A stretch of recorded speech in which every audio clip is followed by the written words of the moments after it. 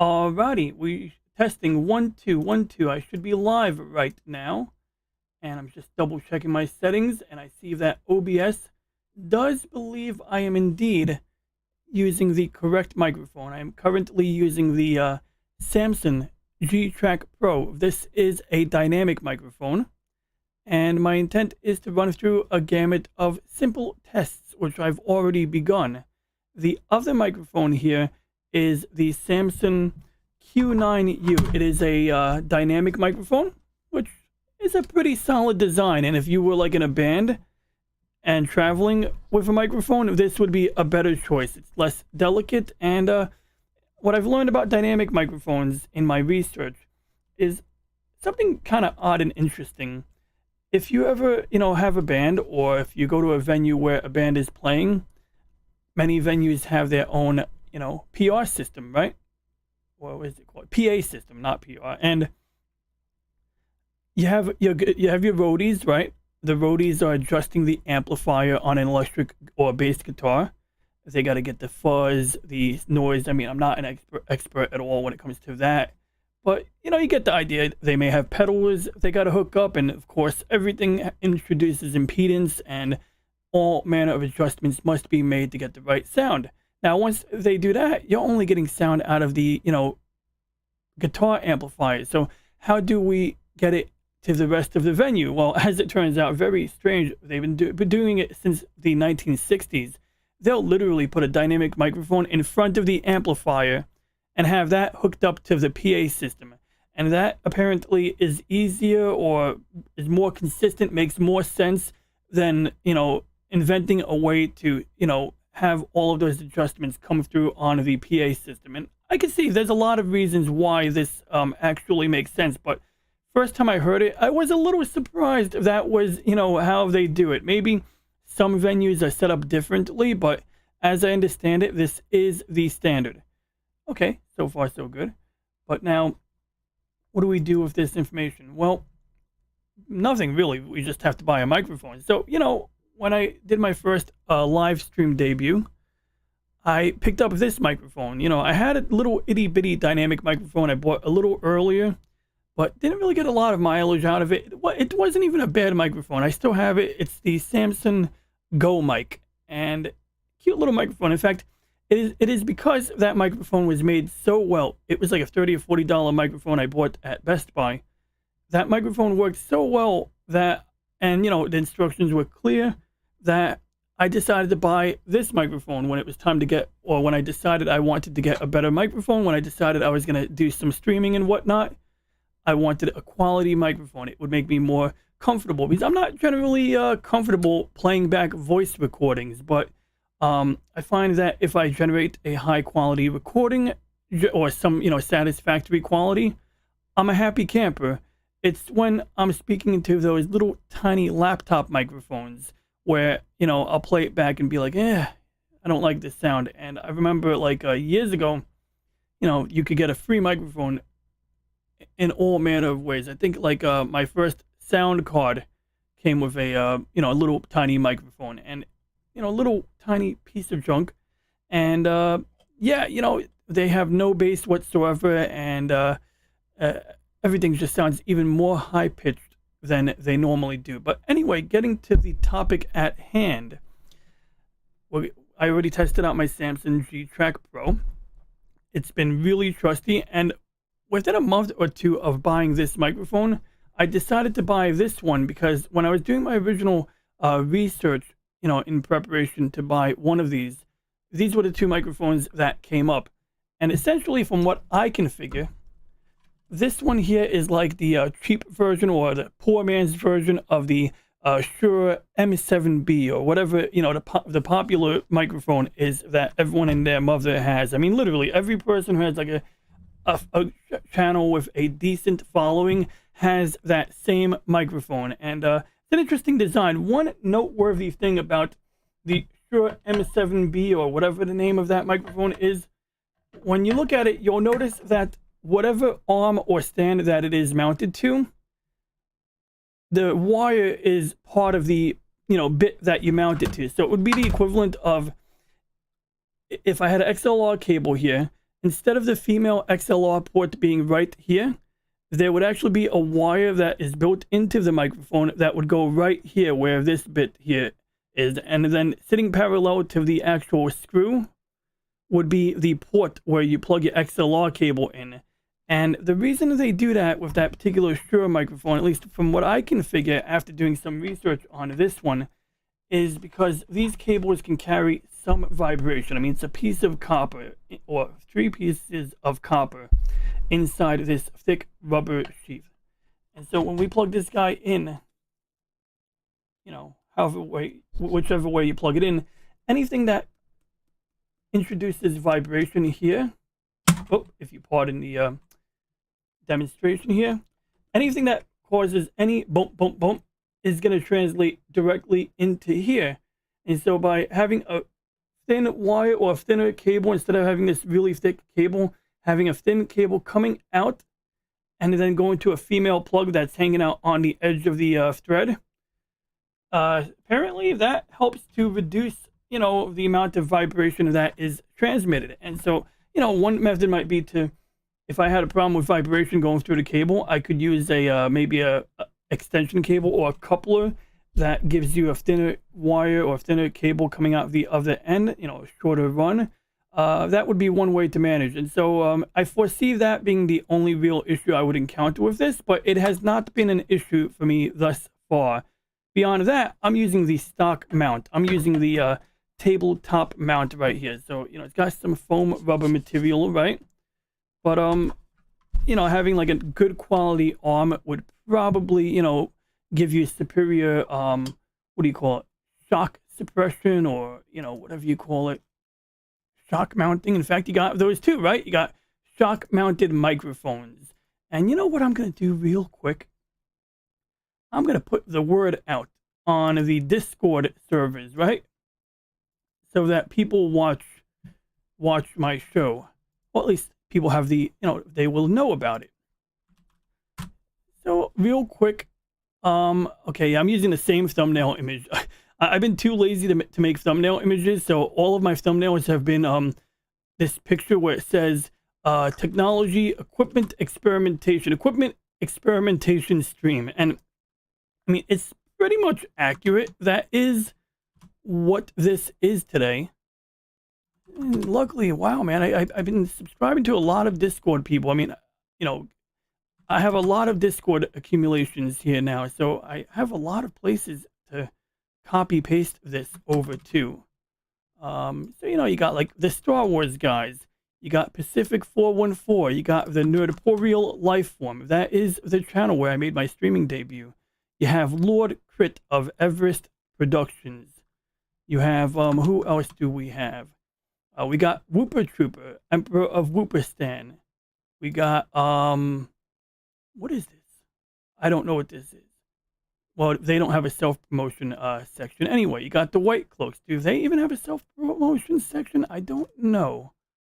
It's a long list. Yesterday, I posted a question in their tech support question, which was, you know, basically that tech support section is about Discord-related tech support. But I think, yeah, let's throw this technical question in anyway. But the dude was nice enough to answer it and then, you know, reminded me, yeah, this is not the channel to put this in. Yeah, so anyway, yeah, no self-promotion option there. Ah, Fat Steven Seagal. Yep, okay, good, got it up there. And finally, Magitech Mags' Discord server, which, yep, there we go. A promote yourself section. So there we go. That means if, wait, did my stream end? Okay, good, I thought there was a glitch for a second. So now we're going to go right to the microphone shootout. And to begin, well, I'm going to turn on my desktop audio. We're going to goose up the volume on it. And we're going to switch to my master main monitor. Whoops, that's not my monitor. Yeah, and you know, we're on an ultra widescreen monitor, but the only thing we have on the side, I guess I'll move these things. Hey, why can't I click that? Oh, yeah, I have two windows here. I have the Windows sound properties. So I'll drag this over. And basically in the Windows sound control panel, you have your playback and recording tab. And the recording tab is where, you know, this is what Windows hears. This is what your applications hear. When you select a microphone inside of a application, Zoom, StreamYard, whatever you're using. When it asks you which microphone do you want to use, your internal microphone or a separate external one, this is the list that shows every microphone on your machine or every line input. And basically we have the Samson Q9U listed and highlighted, and then we have the G-Track Pro right above it. And the only difference than a baseline setup is that when I'm using OBS, and especially when I'm using StreamYard, this virtual audio cable is basically linked to the Samson G-Track Pro. This doesn't really matter for what we're doing right now. I just want to be clear that it does exist. But these two are what matters here. So this is my left, and this is the one to my right.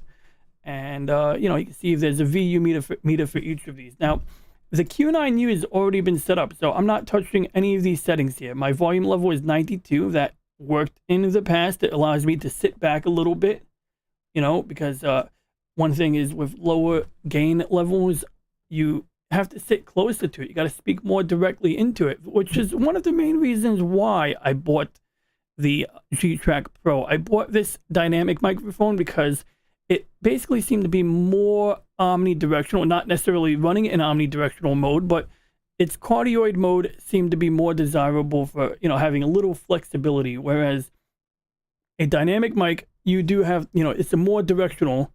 And I actually bought it for use when I'm in my room, in the room with my server rack, because a server rack can get very loud. You got very loud fans in these machines, along with 12 hard drives. So that gets pretty loud. And in the absence of audio filtering, or even with, some filters, it's nice to have something a little more directional. That said, I've heard people, the sound is pretty good on a dynamic mic. I mean, it sounds good, it's got deeper bass and all of that. So I figured I'd experiment like we're doing now. So, okay, this one has the gain set to 92. That's the Samson G-Track Pro. And I also have a manual gain knob, which is another reason I selected this mic. It had a physical mute button and it had manual controls, because at the time I was really new to streaming. I didn't know what to expect, so I wanted something that I can adjust on the fly if I needed to. And as it is right now, I think it's at a pretty low setting. I mean, I put like a little bit of magic marker that I can barely see on here. I'm afraid to turn the knob, so instead I'm going to turn a different knob. And yeah, actually the volume level is at I don't know, it's like 60%. So the physical analog knob is at 60%. The input gain is at 92. We have it at 48 kilohertz. So really, I probably should have set this to 48 kilohertz, but doesn't seem to be a problem right now. Just something to be aware of, that this is an option that affects quality. And you don't ever need to set it higher than 24-bit. From what I can figure, it's absolutely unnecessary. So now we're going to go and check these settings on the dynamic microphone. Wait, which one is that? Ah, bummer. Fuck. Gosh, shit. Fuck.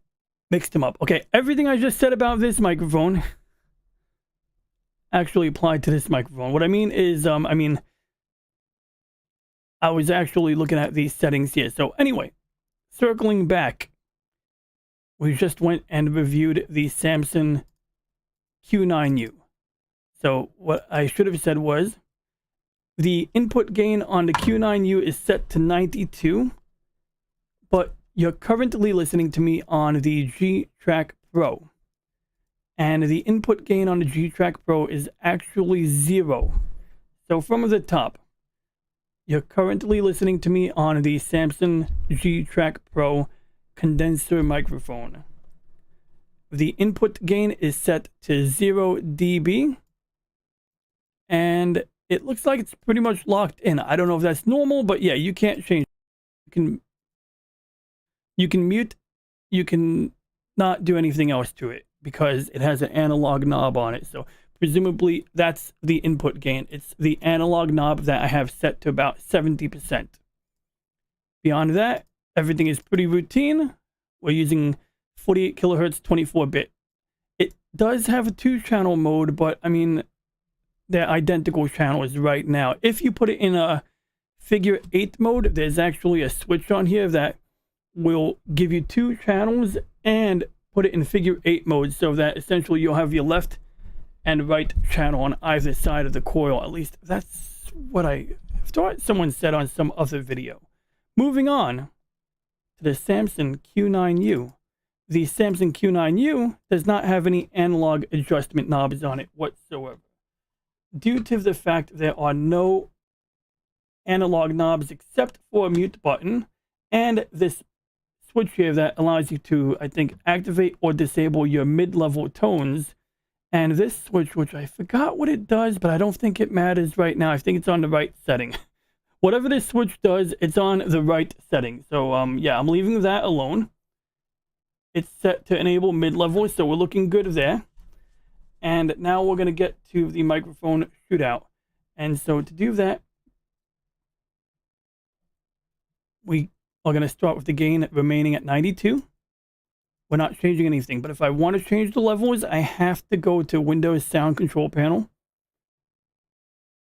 and select this recording device's properties in order to change the gain. So before I adjust the gain in OBS, or, you know, the input levels in OBS, I gotta do it over there. And so yeah, that's the plan. And that was interesting. Well,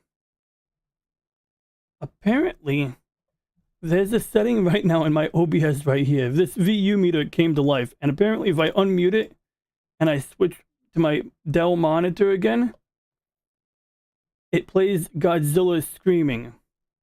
I'm gonna get rid of that. We don't need that here. That belongs on my soundboard.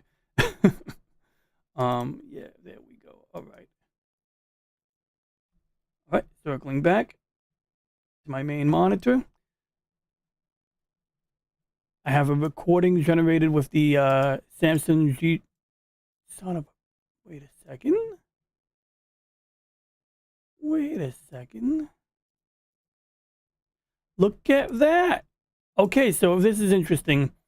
When you change the microphone source in one instance of Audacity, it automatically changes it in the other instance of Audacity. So we should keep that in mind. But as I remember, this one is for the condenser mic, and we can verify that by hitting play. All right, I'm getting sound, but OBS is not getting sound. Why is it not getting sound? I bet you it is because the default sound device was changed. And so this is actually a learning moment for a lot of folks. If we go to the playback device list, it currently has the headphone jack that is built into this microphone, the Q9U, set as my default. And that happened because I plugged it in. And so anytime you plug in a new device, sometimes you have to reassert the settings you want. And there we go. I just told Windows, make this my default. You can see if it's not your default, you'll have these 2 options. It's been done. So now when I go back to OBS, the default should represent this one. And oh, that is weird. So you can see the VU meter is frozen right there. That's not good, is it? I don't know why the VU meter is frozen like that, but now I have to investigate. So, I have a hunch, but we cannot do this test if that input is doing stuff. So that's a bummer. It's not playing back through. Oh, is it? What is that? Which one is that? That's the Fast Track Pro. Wait. No. We want. Let's make this my default. Okay. Wait, wrong one. That's the one I want. Okay, cool. Going back to playback devices, we have the right default device here. Yeah, that's weird. Okay, so I'm sorry. What I was just doing here was I was just double checking some settings here. I ran the test tone, you know, we click test. And I may have to end this stream and start it over again. But now let's circle back to my Dell monitor. And what I'm going to do is I'm going to stop recording. Then I'm going to start the recording. Then I'm going to unmute. Desktop audio is now unmuted. And what I want to know is when I play back a recording, will this be frozen like it is now? Will it be making sound? Can you hear something now? I don't know. Then I ran my test tone. Now I'm going to stop. We're going to go and check the recording. We're going to say, show me the recording. And we're going to find out together what that sounds like. Then I'm going to start the recording. Then I'm going to unmute. Desktop audio is now unmuted. And what I want to know is when I play back a recording, will this be frozen like it is now? Will it be making sound? Can you hear something now? I don't know. It's working. Then I ran my test tone. Now I'm going to... It's working, but I'm not comfortable with that. Like, what is that? What is going on there? Like, why is it doing... Excuse me. Why is it doing that? Why is this like that? That is driving me mad.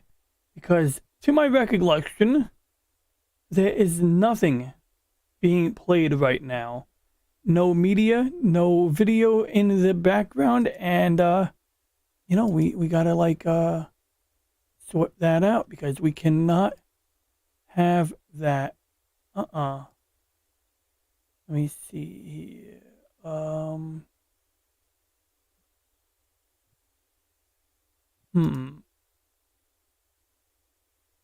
Yeah, no, nothing. Nada, zilch, nada, nada, nada, nada de nada. Okay, so, maybe if I disable it, maybe if I pick like a completely different audio device, then I say go back to the default. Actually, I think we could pull this off here. I think we're going to just get rid of this stream and start over, which, no, I can't, because if I start over, I got to send out the link again, and that would be a pain in my butt. Yeah, you know, I'm going to do an experiment. I think OBS allows you to exit and re-enter, like, real quick. I mean, I think YouTube allows you to do that, so we're going to give it a shot. Okay, so I got my default microphone, so I'm going to exit OBS, interrupt the stream, and then jump back in like as quick as possible because I really don't want this VU meter to be locked. So let's see if this works. Otherwise, I'll have to make a new stream.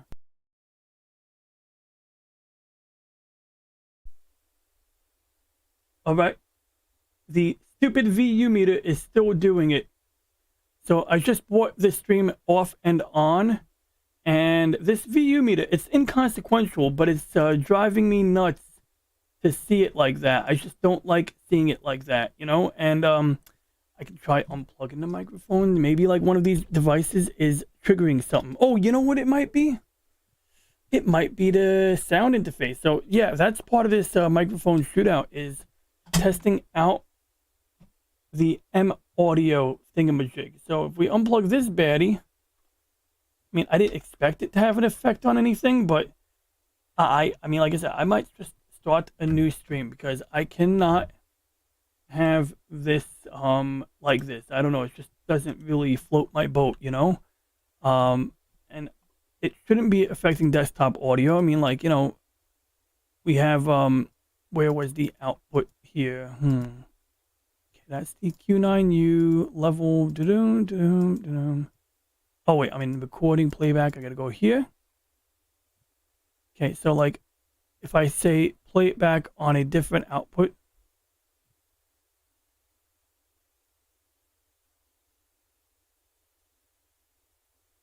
Okay, that's one. If I say go to my default, testing 1, 2, then I turn it off and I hit apply again.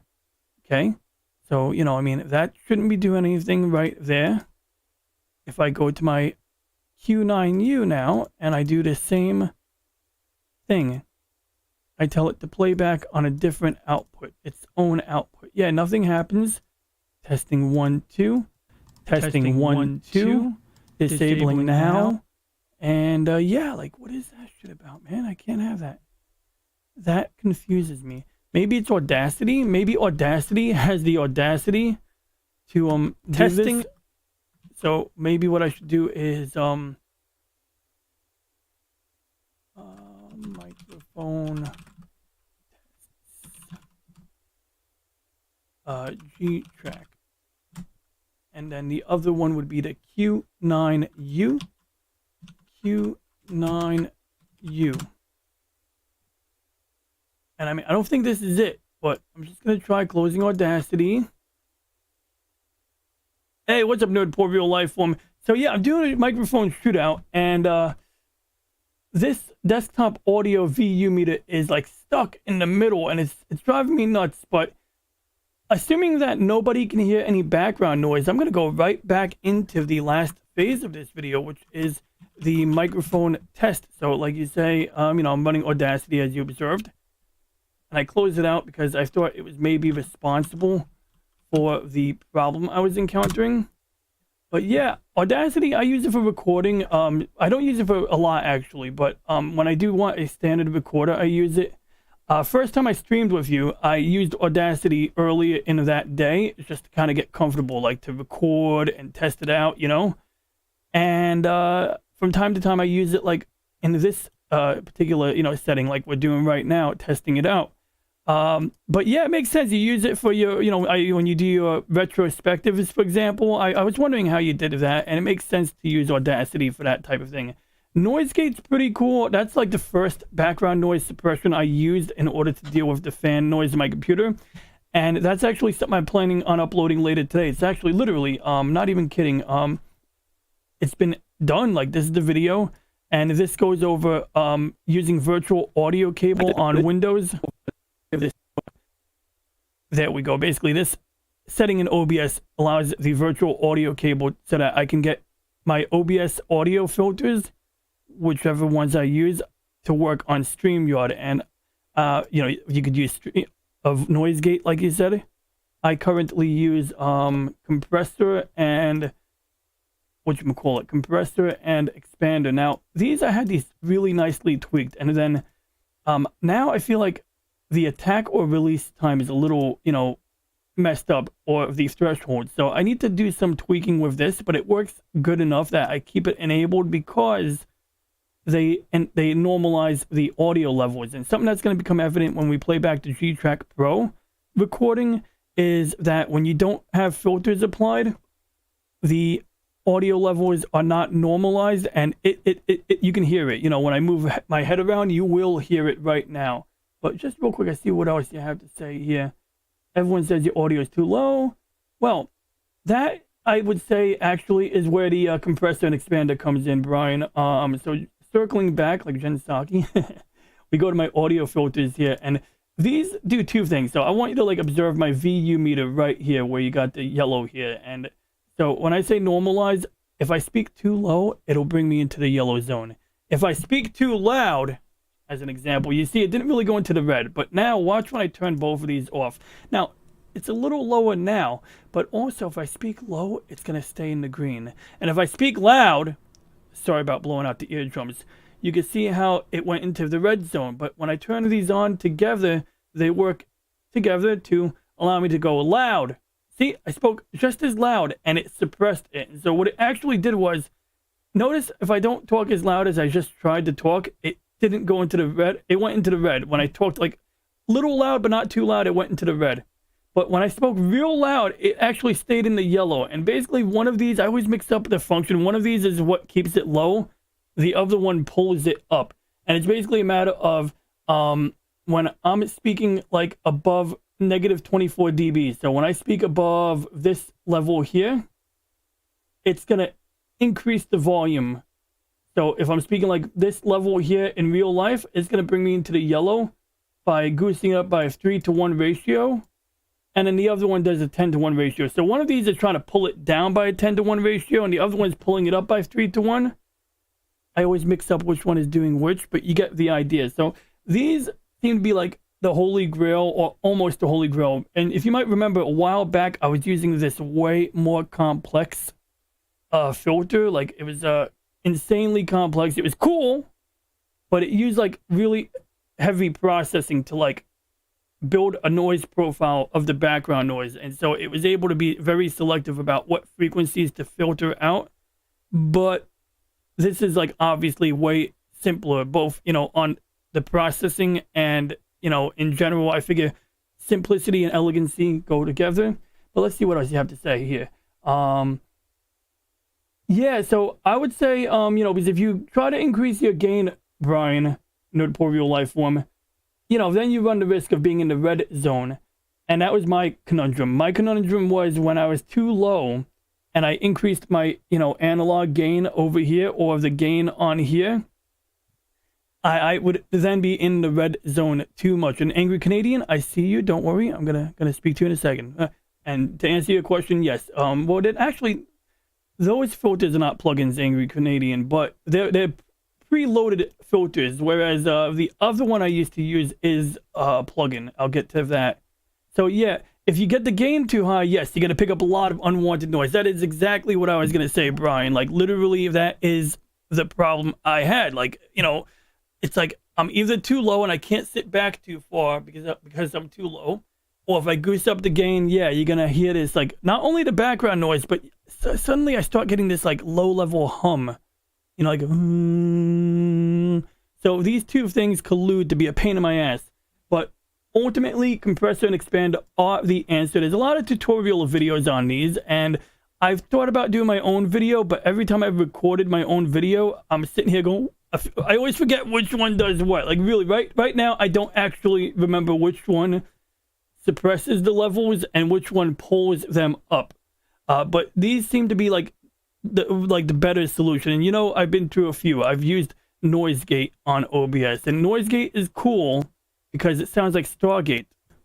But the problem with noise gate is that when you stop speaking, or when you start speaking, you're going to still pick up background noise. So right now, if I had an air conditioner running and I'm speaking, it's going to hear the air conditioner. And then when I stop speaking, the sound of the air conditioner go, and the level is going to go down to 0. So it's like a little, like that was my problem with noise gate. Although I'm sure if you tweak it right, so yeah, you know what I'm talking about. So that's why I abandoned noise gate like very quickly. Now there's another one in here that's preloaded into OBS, noise suppression. Now this one was interesting, but it had only 2 settings: low CPU or high CPU usage. And I think this one had a very similar issue with noise gate, but also I believe it also altered the sound of my voice a little bit. I just me being self-conscious, it did it even more to make me feel self-conscious when it altered the sound a little bit. So I don't use this one either.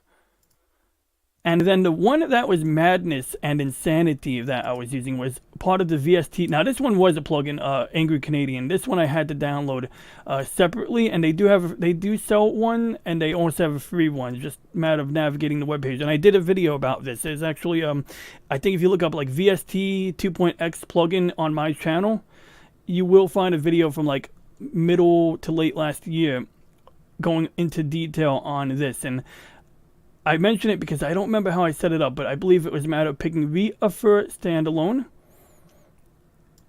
and then open up the interface. Now, see, this is the background noise. If I stop speaking, that is my noise floor right now. And so there was a trick. I had to go and pick, I think, subtract or gate.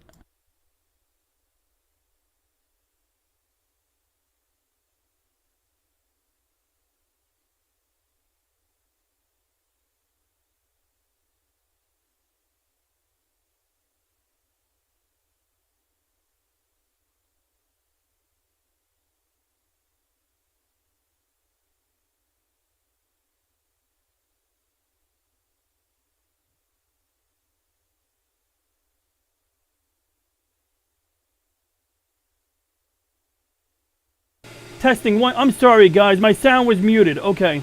I apologize. So, I'm going to explain what I'm going to do now. I'm going to turn on... I'm so sorry. So, you guys didn't hear anything I just said. This is the VST 2.x plugin. I'm going to type in the chat real quick so everyone knows. Sound muted. Just fixed it. Okay, good. So, anyway... VST, so like we already went over these two, expand a compressor. Now, I have a few videos on VST 2.x, but I'm going to demonstrate this. So now to demonstrate it, I have to open the interface. You have to put it into subtract mode because that's the mode it needs to be in. Then when I turn it on, you're not going to hear anything for a minute. But what I'm going to do is I'm going to hit this checkbox. And it's going to listen to the background noise. And it's going to make this red line go wherever the background noise tops off. So we're going to begin that process by toggling on. Wait.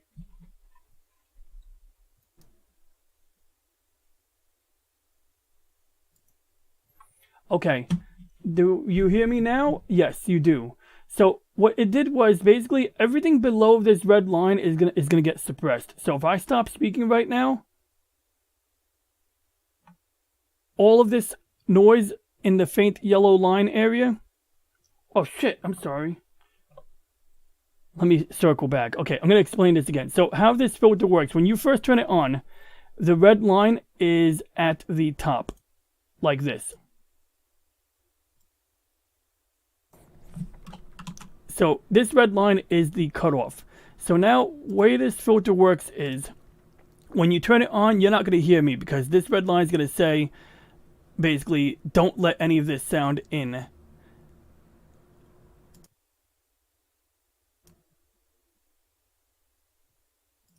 Now, when I clicked that checkbox, what it did was I had to remain silent because this checkbox will pretty much make the red line go wherever the yellow goes. So if I'm speaking while that checkbox is on, that red line is going to go up here. And now I have to speak louder than this before it lets the sound in.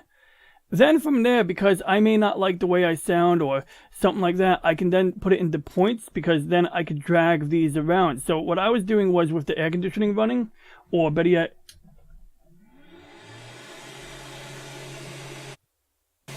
I have a fume extractor, so I'm going to do this. I'm going to turn on the fan. 5, 4, 3, 2, 1. Wait, not yet. Now. It's on. I'm going to make it louder. Now, I have it on real... Oh. I have it on real loud, so it's going to be very aggressive. But here, we're going to begin.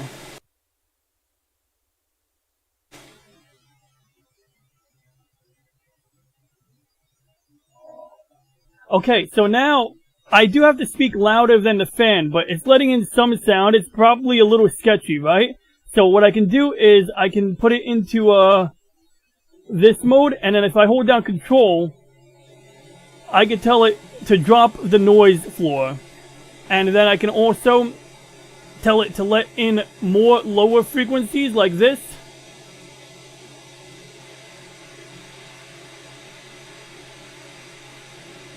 Okay, so now how do you download it? Good question, Brian.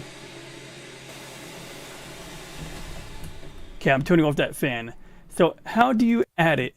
I did a video about this. Now, jokes aside, that video is old and buried, so I'll show you.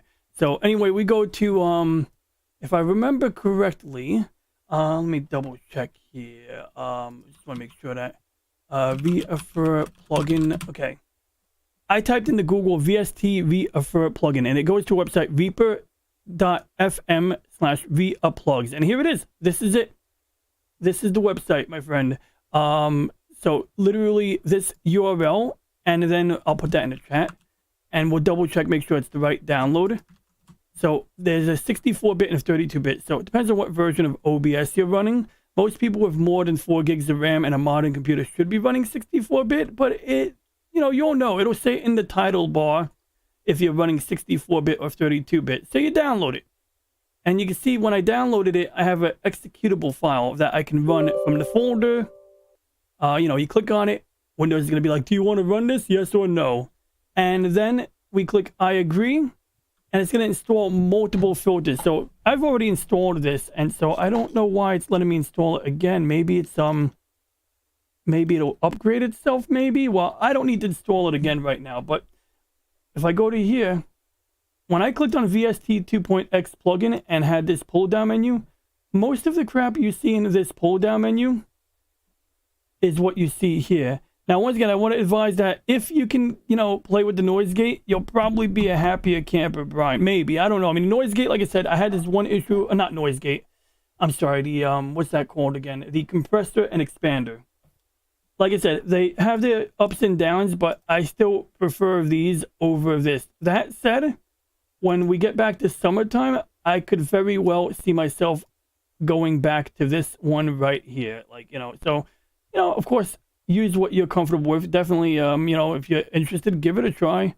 And just remember that when you turn it on for the first time, and when you install the plugin, you add it to the list for the first time, this eyeball, and if that eyeball is on when you open it the first time, your sound is going to be muted until this red bar is moved down. So for instance,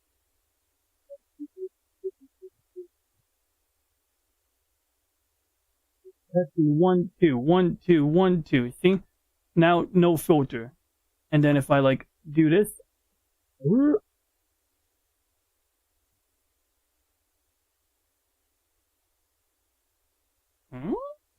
oh, you know why it's not working? I have to turn off my other plugins.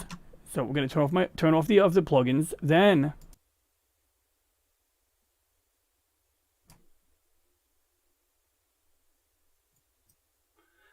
okay, we built our noise floor. Now I put it into points mode, smooth usually, so that I can drag it smooth or flat. I don't think it matters, but I think smooth makes sense.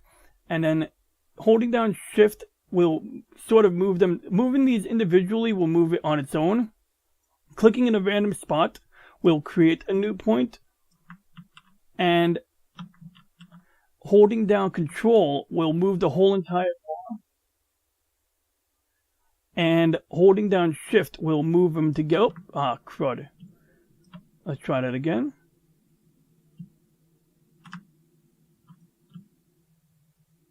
Whoops.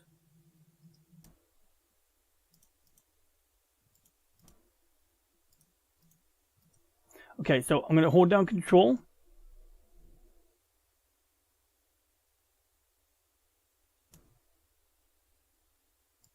And it looks like every time you build a new noise profile, it goes back into precise edit mode. So I find that when you want to actually move this around manually, you want to put it into points.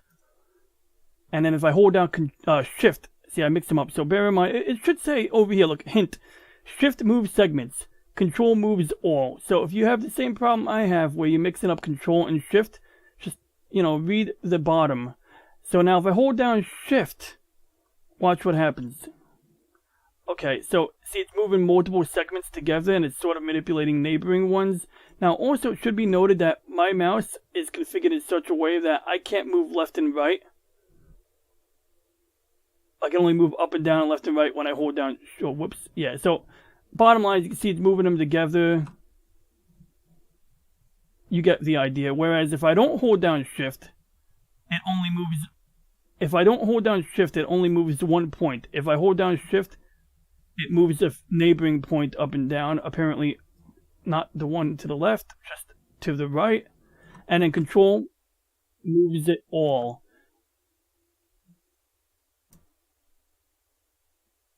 Okay, now I'm going to just do this. I'm going to put it back into points mode, and I'm going to lower the whole thing like this, because I found that a lot of times I didn't have a problem with high pitch, but I needed to filter out some of the bass rumble. So now let's get back to the chat here. And just so you know, I want to say hi to Mr. Ferengi, Funtime Federation. I said that backwards, but Mr. Ferengi, I see you. Let's see if he's still in the chat. Does tagging work? Does tagging work? I mean...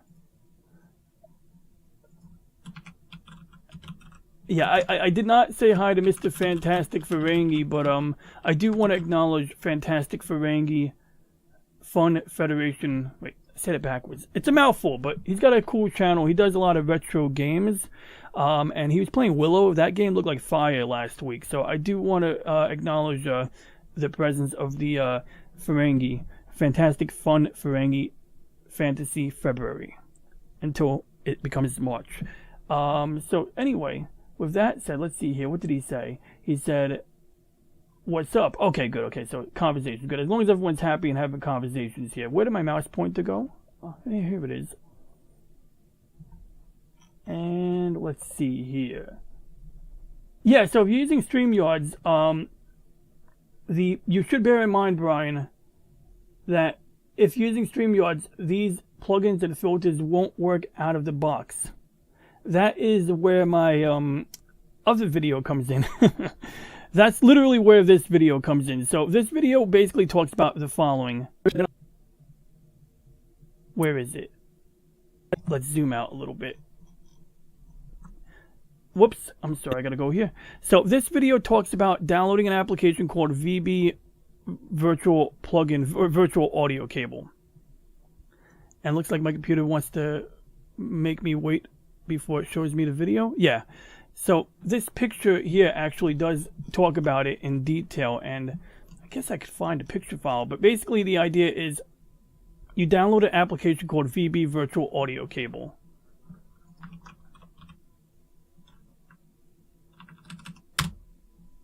You download this and you install it. It comes in the form of a zip file. Let me see if I can find the download here. Yeah, that's the zip file. So usually I like to extract the entire contents of the zip file. If you double click on setup.exe 64 or 32, it will offer to extract the entire folder. So you do whatever you're comfortable doing. But basically you download this, you copy the zip file contents into a folder like this one here. We run this installation program like this one here because I have 64-bit OBS. And once it's installed, this control panel that I can open right here is useless. Doesn't do anything. Well, it does something, but I don't use it. But essentially in the video I did, I basically explained that you go into OBS settings. Wait, I have to add additional steps. Basically, this explains the mechanics of it. Let me see if I can find a picture, because this picture, let's see here.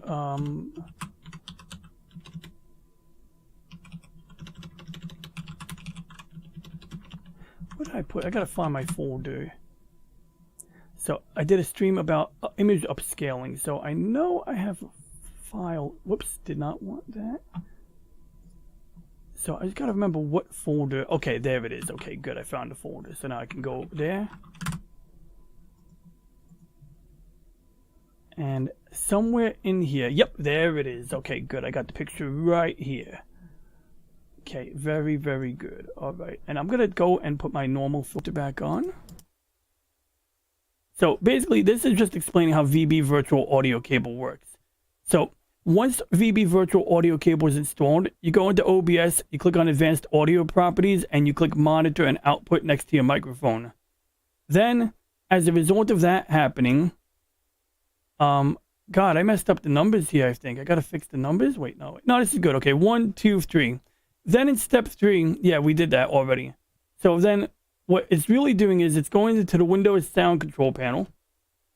And we can open that multiple ways, but you know, for example, I was already running it, but usually what you can do is you can right click on the sound icon and get into sound control panel by clicking on sounds or clicking open sound settings. If you do it this way, you got to go and click this one extra button here. And bottom line is in the sound control panel, you have the playback and recording tabs. And this is where the magic happens, although it looks like it locked up on me just now. Poor computer. Really pushing this poor computer here. Let me close the application I opened 3 times in a row by accident. All right. So I might have crashed this just now. I was not expecting that, but oh, there we go. Okay, it's back. It's back. Like Star Trek is back, right? So you can see here, you got playback. That's what you hear. This is my output device. Recording devices. This is what your computer hears. And wow, it doesn't like something I'm doing. The computer does not like something I'm doing right now. Maybe it's because I have Audacity and OBS running. I don't know, but something the computer does not like, or it's probably this M audio device. Yeah, it's probably that. So anyway, bottom line, what happens is very bizarre, but how this crazy thing works, by enabling that setting from the top, in OBS, I have audio filters, as you know, right? We were just talking about them. So we have, whether we're using this plugin or that plugin, I have audio filters applied to my microphone. But when I go to StreamYard, I can use the virtual camera. I cannot use, you know, my audio filters. I have to tell StreamYard to talk to my microphone directly. But if we go to advanced audio properties for, you know, the sounds, and we go to the microphone name here, and we enable monitor and output, and specifically monitor and output. The other option seems to cause problems that affect recording. So yeah. Anyway, once monitor and output is selected, what happens is as follows. I speak into my microphone. My microphone hears me. See? Little VU meter. The sound from my microphone goes to OBS because OBS has already been told, listen to my microphone. Then it passes the sound that it's listening to through its magical filters. Then, because we enabled monitor and output for that microphone, it's outputting the audio to a virtual sound device because we installed VB virtual audio cable. So in fact, it doesn't come up over here first. The sound that has been filtered in OBS is actually going into the playback tab, except it's going here to this virtual audio device right here, speaker, VB audio virtual audio cable. So far, like I said, OBS listens to my microphone. OBS applies filters to my microphone. OBS is set to monitor and output, which is what causes the sound to come out with the filter, the filtered audio to come out and go here to this virtual speaker that is non-existent. But what this virtual speaker's job is to do is forward audio to the virtual microphone. Boom. See that guy right there? And that's what I have here. Down here, if this thing, like I said, something is causing this to freeze up for like 10 seconds at a time, which makes it hard to illustrate what I'm trying to illustrate. It's got to be this freaking 10, 20-year-old M audio box here. Okay. So that audio that was coming out of playback that you saw in the VU meter, the filtered audio that came from OBS and got sent to this virtual speaker, is then being forwarded to cable output VB virtual audio cable. And so when I go to StreamYard, as you can see in this picture here, I have a picture of StreamYard. Instead of selecting my microphone, the Samsung G-Track Pro, I select cable output VB audio cable. And basically that's saying, take that, you know, audio from here, which is receiving filtered audio from OBS because of the aforementioned settings. And it's a little convoluted, ain't it? But let me see what else y'all have to say in the chat because, you know, gotta read.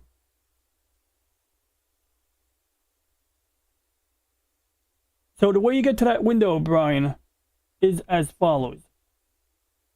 We're in OBS.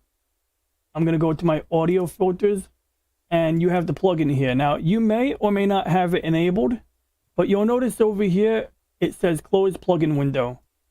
Now, I already had it opened, so it closed it. But if I click it again, it'll open it.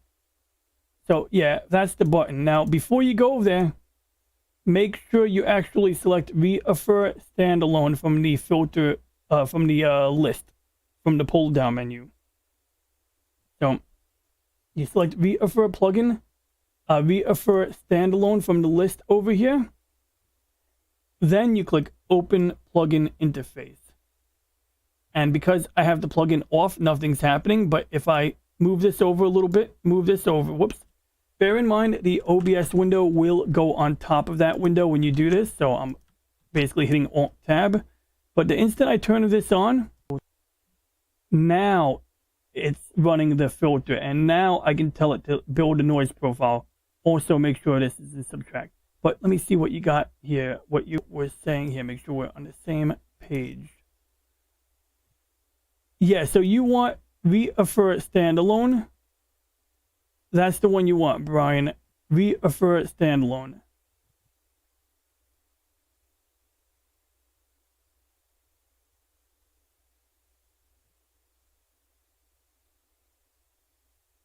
So the virtual audio cable. Now we're getting that. So you're good on the, before I move forward, you're good on, so far you're good on the baseline information for the VST plugin, right? I can always circle back to it later. You know, we can pull a Jen Psaki on this one, don't worry. So anyway, I'm going to move forward and show you where to download the virtual audio cable. But let me know. I'll glance at the chat, see if you had any other questions about what we have going on in OBS. All right, circling forward. I'm going to pull Joe Biden real quick. Right? Is that how Joe Biden does it? Right, he walks into the wall. Okay, so anyway, enough for stalling here. So, okay, we go to my Google Chrome. You go to this website right here. I'm going to put the link into the chat. And Mr. Whooper Trooper, I see you, and it's good to see you. And if Mr. Ferengi is here, I also wanted to say hi. And let's see here. Yeah, I think he's gone. He's gone. That's okay. Just wanted to see. You know, I try to acknowledge people in the chat, but you know, get sidetracked. So you know, distracted easily as I am. So yeah, you go to this website, vbaudio.com/cable. That's cable as in the wiring, not the superhero. We click on download. That's going to download a zip file. And I have the zip file here. I actually downloaded it multiple times while recording that video. Yeah, extract the contents of the zip file. Also, I got to go, by the way, just a side note. I have to adjust my OBS settings again because I'm not going to do it now because I believe there is a significant delay between me and the chat. So my voice and the chat, there's probably a delay. So just a heads up on that. And I do think I can fix that because I've done it before. It's just that I was doing something with a race car game. And when I was tweaking the race car game, I, you know, tried everything. So right now, the way it's set up, I believe there is a significant latency here somewhere. One of these settings, I believe, is yeah, I gotta yeah, in fact, this looks crazy different. Okay, that's for a later time. Circling forward once again, MSI monitor, we downloaded VB virtual audio cable. So we go to the website, VB you know, link is in the chat. We download the Windows version if we're using Windows. We go to our downloads folder, any which way you see fit. You can go to downloads folder, or if the button is at the bottom, you may be able to open it from the bottom of your Chrome window. You get the zip file. You say, hey, Windows, extract it. You can right click in the blank white space. In fact, this is the folder. I already unzipped it. But if I didn't, I would go and right click extract all.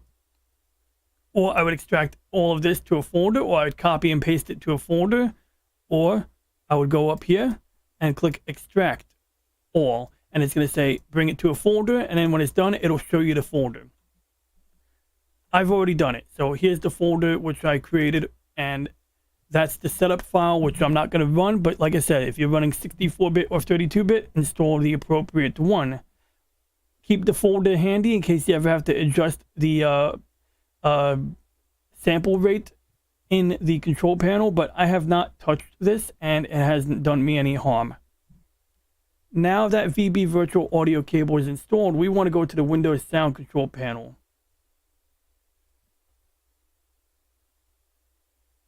And then, well, real quick, let's, I want to make sure I'm on the right page here. So I'm going to wait. I want to know, let me know, Brian, you know, where we want to go from here, because I don't want to, like, split up the topic inadvertently. You know, I can see myself talking about virtual audio cable and then having ADD and then talking about OBS. So you just asked me, how do we build a proper profile? We're talking about the Reaper plugin right now. Is that right? Let me know. Profile for the Reaper plugin. I just typed in the chat because of the significant delay in the video and chat. So just let me know, and I will jump to that because I want to cover the topic at hand, and whatever topic is at hand. I don't, you know, I'll go in whatever direction you all want. You know, someone tells me to look up videos of turtles, I'll do that. You know, I got a video of my turtle. I took one last week, so you know, I mean, you know me, I love talking about my turtles. You know. But yeah, let me know which one you're talking about, Brian, and I will jump to that. And I typed it in the chat in case you see the text before the audio so that, you know, I can get to it a little quicker for you.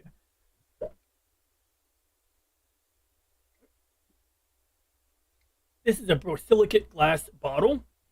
I bought it to reduce my intake of microplastics, but I still drink from plastic as well. Yep. So I'm going to go and begin talking about the resume talking about the plugin in OBS. In fact, I'm gonna hit the record button. Good. Okay. Very good. Okay, good. I just got your message. Okay. Got it. I shall proceed. All right. We're on my Dell monitor. We're gonna go, whoops, are we on my Dell monitor? No, we're not. Now we are. And let me just see if I can zoom in on this real quick, you know, because, oh yeah, look at that, that's kind of cool. All right, good. Okay, so at the bottom of the OBS window, we got my audio. So I'm gonna go to right click on my, audio, click filters. I have these enabled. So your question was, how do we build a proper profile? So far, as I understand it, you already have Reaper. Ignore these two plugins for now. Just disregard them. In fact, I'm going to turn them off. Okay, so my audio levels will not be normalized, but we're going to go forward. So now, I got VST 2.x plugin right here. This is the default state. It says, please select a plugin. Now also, remember that thing where it opens the window? We could check it ahead of time if we want. I'm going to leave it unchecked. So we're going to click on Refer Standalone. At this point, the plugin might already be on, but I can't turn it on because it'll mute my audio. So I selected Refer Standalone, and I click Open Plugin Interface. Now, you've already done that. I know I'm covering parts you've already done. So when I first opened this, it probably looked like this. It probably looked like all of this. So what I'm going to do real quick for us is I want to zoom in on that part of the screen.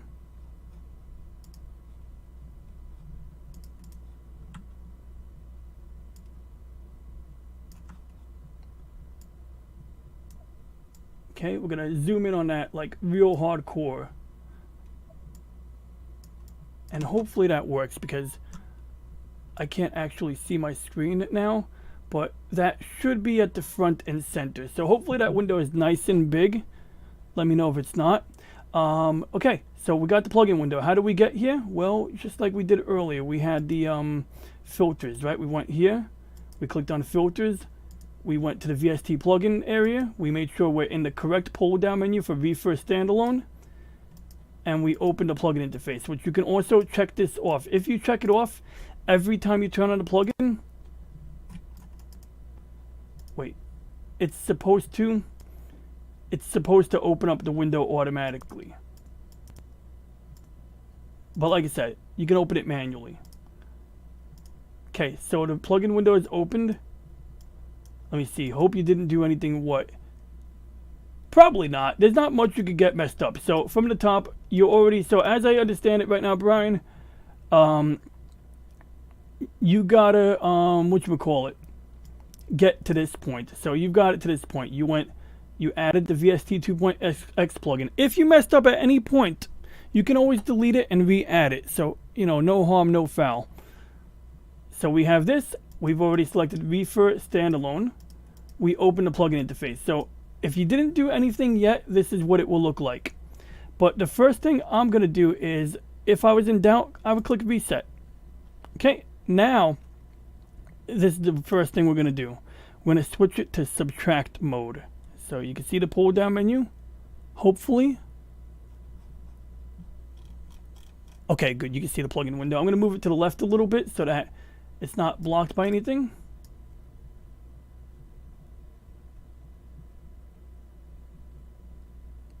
Huh. Okay, I think I know why. When you say full window, is it this window here? You don't have this window, or?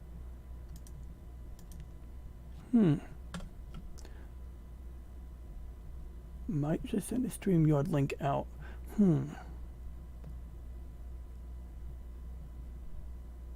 Which one's the output gain?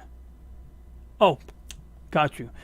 Okay, cool. I just moved it over, so now we got it visible. Okay, output gain, I actually don't touch it much, so I've never touched it. I'm going to click reset one more time, and okay, there we go. So now I presume, because I think I had it like to the right before, so anyway, it should be pretty visible now. Okay, so from the top, I know I keep going backwards. Make sure the mode is in subtract mode. That's number one. Then, to build your noise profile, you got to have the plugin on. Mine is off right now, so I'm going to make sure I turn it on by pressing this button here. Then I'm going to press Alt Tab to make the window come up. It's also shown in the taskbar.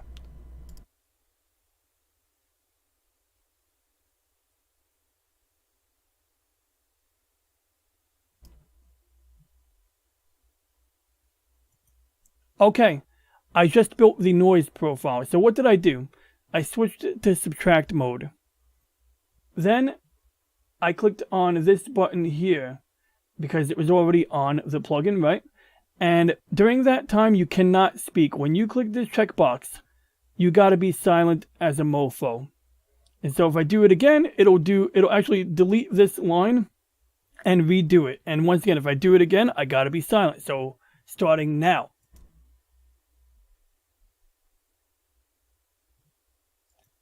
And then it has the noise profile. Now, why does it do that? Well, here's an example. Let's say I had a thumping sound in the background. Well, and I want to filter it out.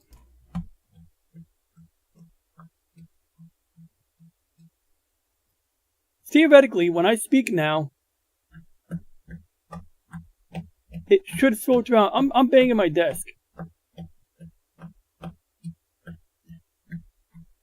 And it's filtering out most of the sound of me banging my desk. But I'm going to rebuild. Okay, I rebuilt my profile. So before I go any further, I'm going to verify where you're at. Okay, I don't have the full window of the output gain. It just cuts off. Okay, so let me know where you are at now, and then I'll take it from there. So I'm going to leave this window up as it is, and I'll stand by. And maybe I should just put the zoom level back for now.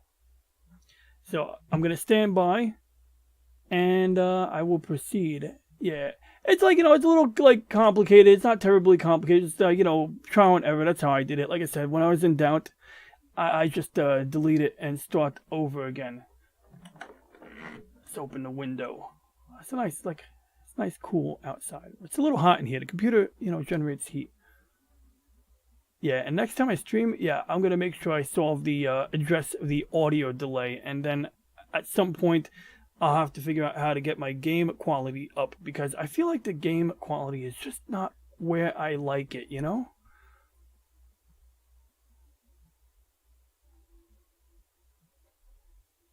But basically at this point, so what we did was so far, we put the plugin window in subtract mode. Then, after putting it in subtract mode, we made sure the plugin is turned on, because in the OBS filters window, the eyeball should be white. Very good. Okay, if you've changed it to subtract, I'm going to type in, due to the audio delay, I'm just going to type it in the chat real quick, because that should be instantaneous. At this point, I'm going to demo these. Okay, at this point, I'm going to... Okay, actually, well, I'm just going to say it verbally. Okay, so you have it in subtract mode. We still have everything else should be the same. Both the hours should be the same. You have all of these things set the same. Wait, you just plugged in your mic. Okay, interesting. Is it working? Like, is your microphone making it? Make sure, because you might have to go back and select. I mean, it might automatically select the right microphone. But one tricky thing about OBS, okay, it's working, because my concern is that OBS was not listening to your microphone, and by plugging it in now that OBS is open, I just want to be darned sure that OBS is hearing your microphone. But if you're able to touch your microphone and it hears the sound, then we should be good. Just, I'm surprised that works. So anyway, okay, you did it. You did subtract. Okay, that's all right. So when you say not as yellow, is it not as yellow when you're speaking, or not as yellow when you are playing background noise? Okay, that makes sense. So there's two things we can do here now at this point. I'm going to keep this stuff opened. It's on my taskbar. I'm going to actually close this. So what's interesting is when you have the plugin window opened, or the plugin interface window opened, and it's enabled, you can still, whoops.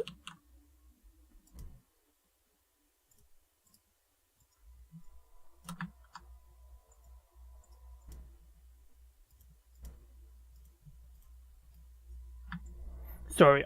What I'm doing was I'm lowering the plugin volume. So when you have this plugin window opened like it is now, we can still close the filters window and the filter will remain enabled. So I'm going to close this out and I'm going to look at what you're doing. I'm going to show you what I would do. I'm going to mute my desktop audio just because we don't need it right now.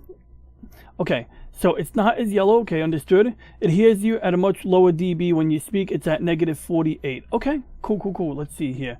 So when you say -48, you're talking about over on the graph over here, the histogram, I presume. We're pretty close. If you're saying you speak and it's at 48, so you're just a little bit below the cut right now. Okay. Did you already build a noise profile? Now, if you build one, you might have to build it again. That's okay. What I did was the following. I built my noise profile by clicking the checkbox while remaining silent. Then I unchecked it.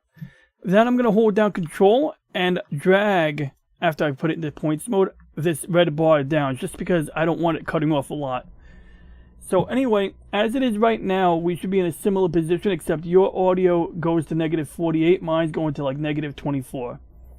So we need you to be louder. So there's two ways we could do this. I'm guessing this is already maxed out over here in OBS. Is the OBS level, hey, what's up, Brandon? Good to see you, bud. So you had a new video. We got to check that out soon. I promise to watch your new video, your newest video, after this stream.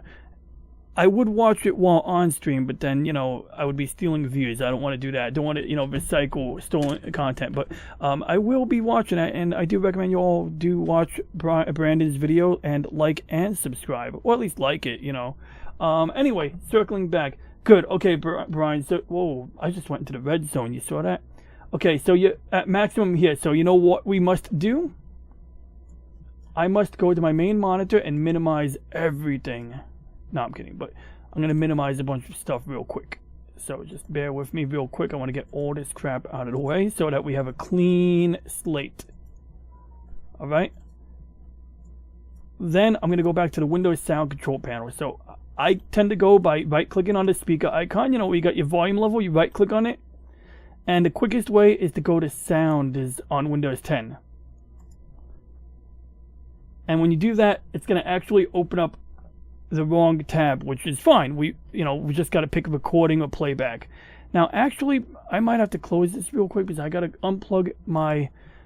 I'm going to unplug this thing because this thing is problematic. This thing is an istophobe. So, oh good, I did unplug it. Okay, good, because I think this was causing it to freeze up. So, that's unplugged right now. Alright, so anyway, the window is opened. I'm going to move it to the middle of my screen. This is the Windows Sound Control panel. When you go here, you go to the Recording tab. You look for your microphone. You double-click your microphone, or you click Properties after highlighting it. Doesn't make a difference what you do. When you do open up Properties on your microphone, you're going to see this. So I'm just going to overlap the windows a little bit so that they look like they're related. They're like a happy family, you know, like Bob Ross would say.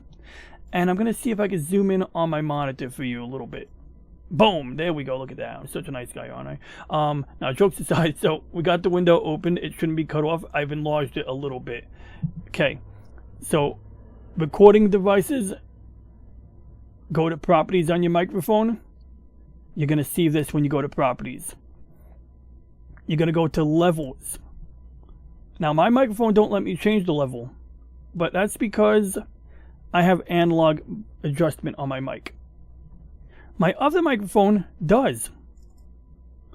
I'm definitely gonna have to do a new stream after this because this was supposed to be a microphone comparison, and we went off the rail. We went off the rails in a good way, though. I'm really glad we're covering this stuff today. This is exactly the type of thing I want to do. You know, I like to do on this channel. You know. So anyway, on this microphone here, if I go to levels under the properties, I can change them when it's not freezing up, which I don't know why it's freezing up like that, but I'm just gonna live with it right now. You know, like. Maybe I got to reboot my computer. Maybe I got to kick my computer. But we're going to leave that alone for now. Okay, understood. So let's explore this a little bit. What type of microphone do you have?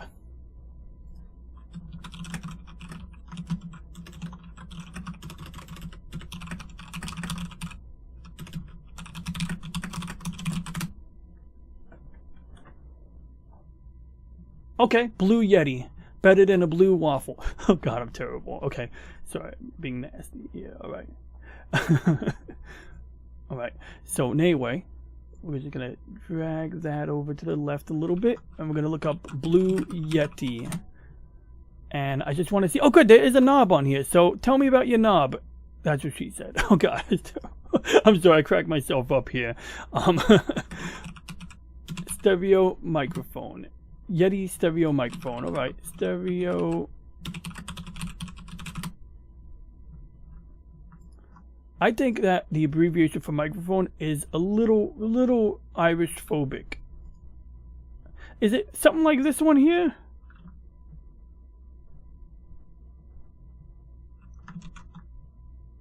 Let me know if it's like the black one on the web page here, or if I should be looking for something else. But okay, very good, good. I'm gonna RTFM right now. I'm gonna RTFM.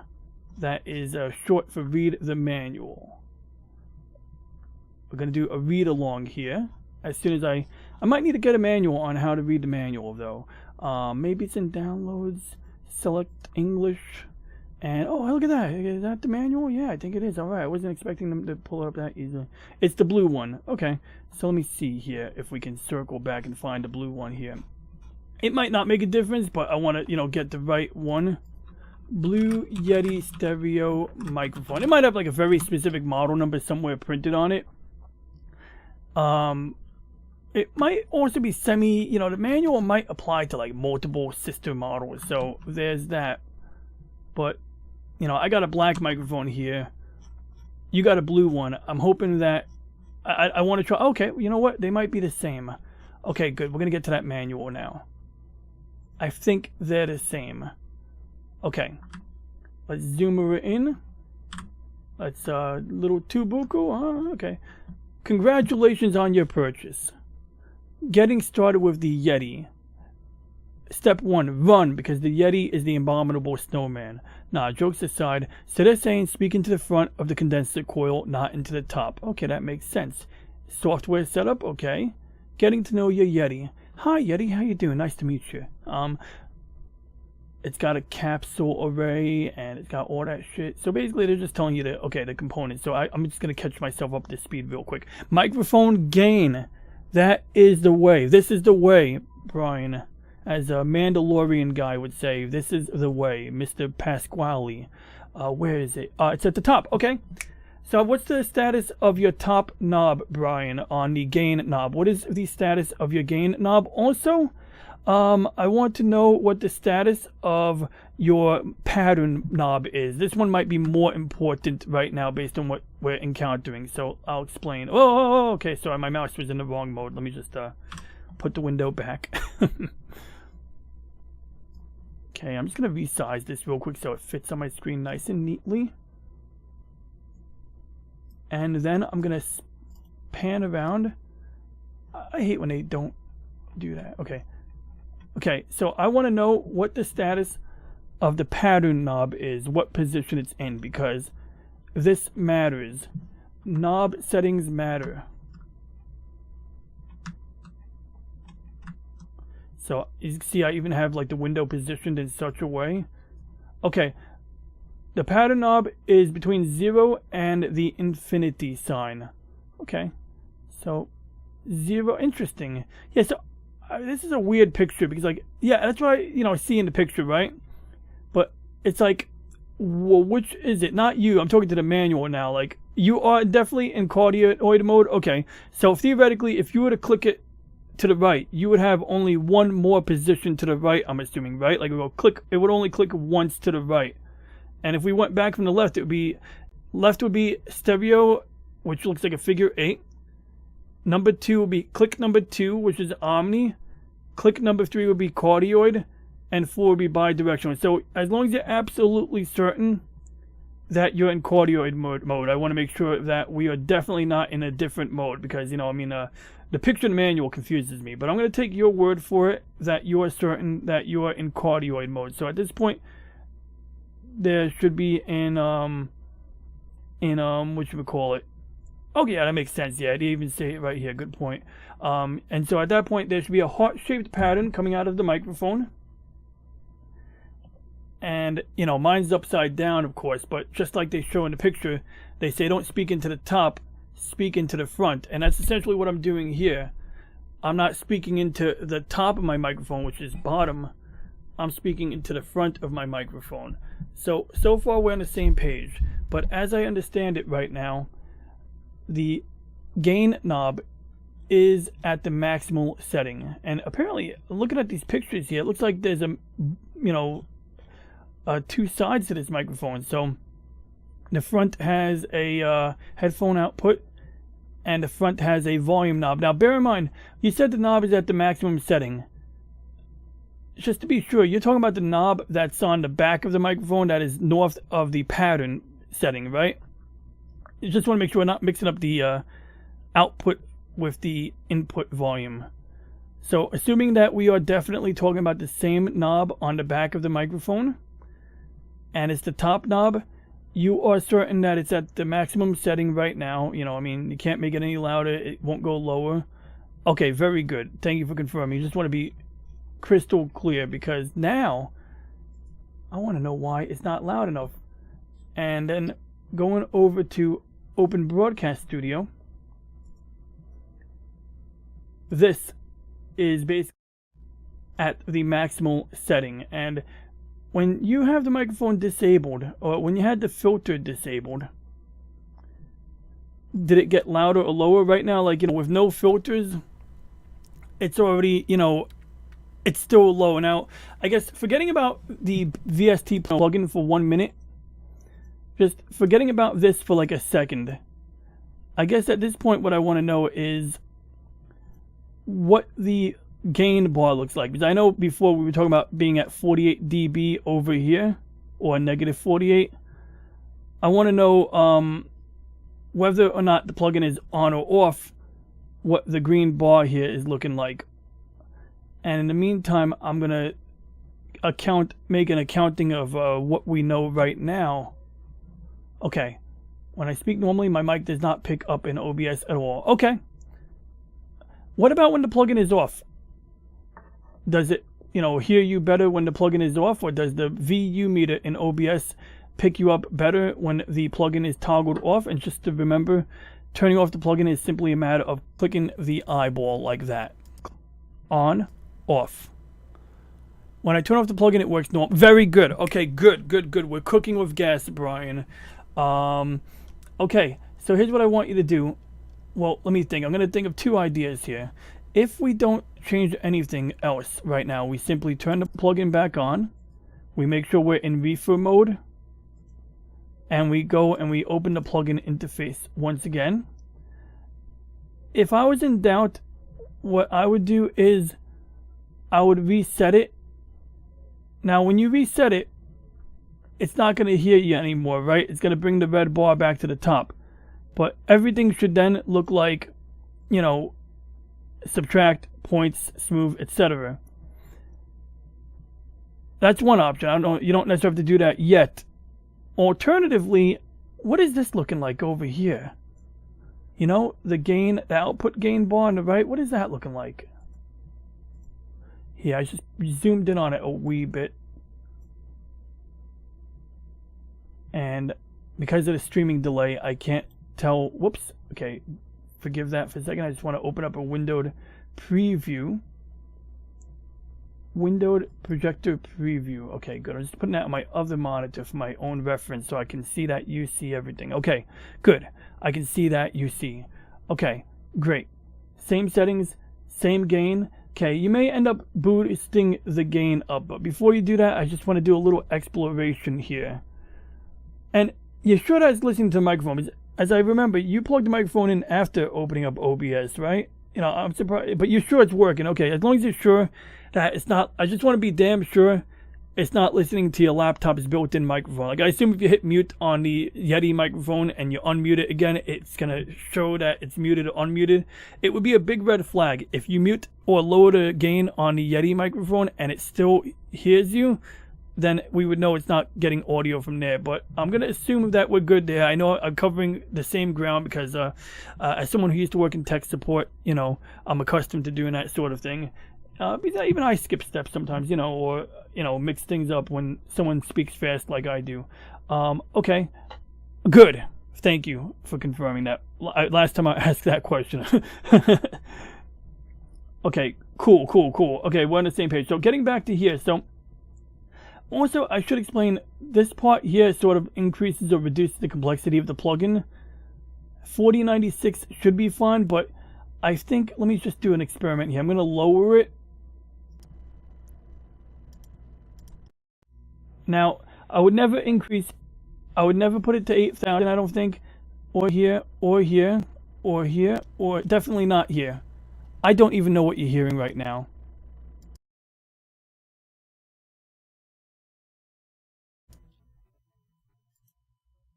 Testing 1, 2. Okay, I'm just going to do a little quick Google search.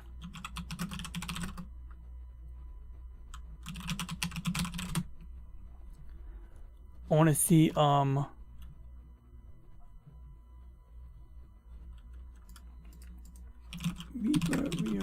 noise suppression. I want to see what the setting that people use. Make sure I'm using the right setting.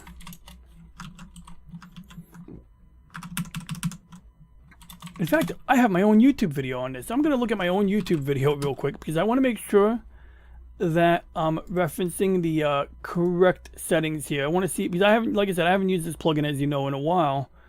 So there is a possibility that this is well, let's see. We're going to see right now.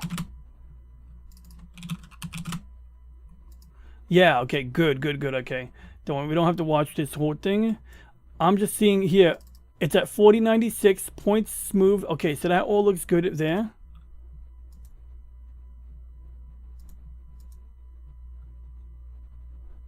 Okay. Interestingly, I don't know why I have this here,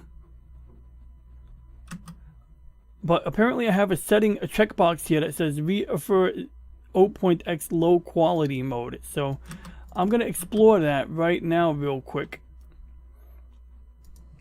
I mean, I don't think it makes a difference, but yeah, I mean, my level is off 36 dB. Testing 1, 2. Testing 1, 2, it goes up to like 30.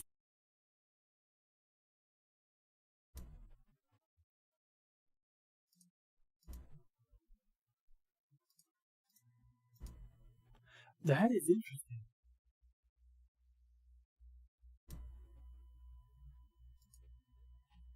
Whoops, I'm sorry. I was just doing this. So I did a test. When I turn on compatibility mode, the waveform changes. You see that? It's different. And for some reason, in the past, I was using it like this, but it doesn't make it louder, right? So if it doesn't make it louder, then who cares? Testing 1, 2. Testing 1, 2. Testing 1, 2. Okay, so we're going to leave that like that. We're going to do that like that. We're going to do that like that.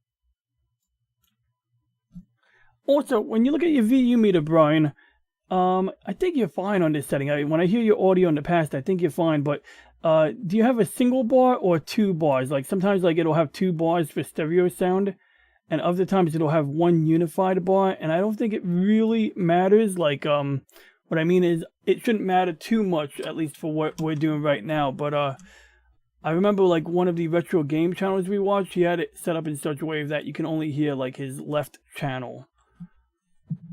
Well, here's what I recommend doing. At this point, we have nothing to lose. I would still recommend exploring other options with the gain setting, but right now it sounds like we covered a lot of ground with like how to change the gain setting. For example, we've already been here, right? So we know that for the microphone that you're using, the Blue Yeti, we cannot adjust the gain any further, but we also know that when we turn on the plugin, the sound gets lower. 2 bars, the plugin does not react. Okay. Now, the plugin wouldn't react because this might be off.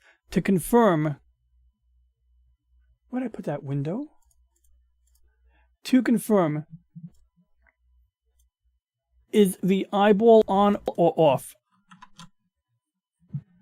You know what? I think also if the plugin is on, you know, I'm gonna do is I'm gonna circle back. I'm gonna say, but let's take account, and I have a solution. Or I have an idea for a solution because I want to get us back to the same page. But as it is right now, this I'm assuming this is on. The green bar moves, but the plugin does not react. Is that correct? Okay, good. It is on. Thank you for confirming. But this is not reacting. Have you, you've already reset it? So, for example, I'm going to do it one step at a time right now. I'm going to click reset.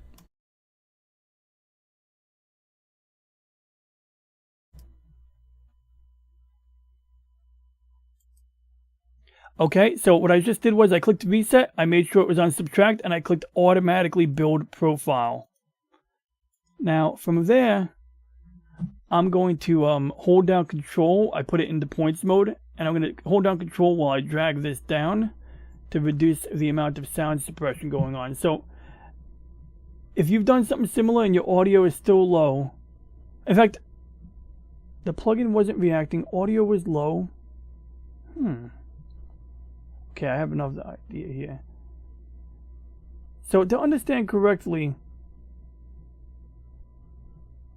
2 bars, the plugin doesn't react. When you say the plugin doesn't react, do you mean like you don't see the yellow lines, or making changes in the plugin doesn't affect the yellow line, the bars at all? That's interesting. I don't usually look at the bars except to just make sure it's getting a heartbeat, so to speak. But just want to check what's going on there.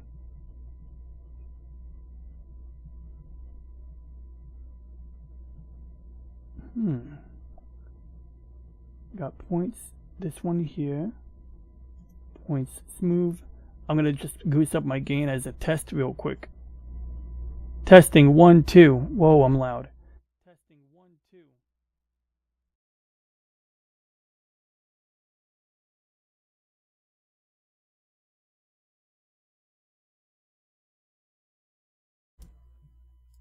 Okay, just real quick, when I adjusted the gain, I learned that resetting does not reset the gain, so I put it back to 0 dB. I think it was on 0 dB before. I'm gonna look at my own YouTube video to see.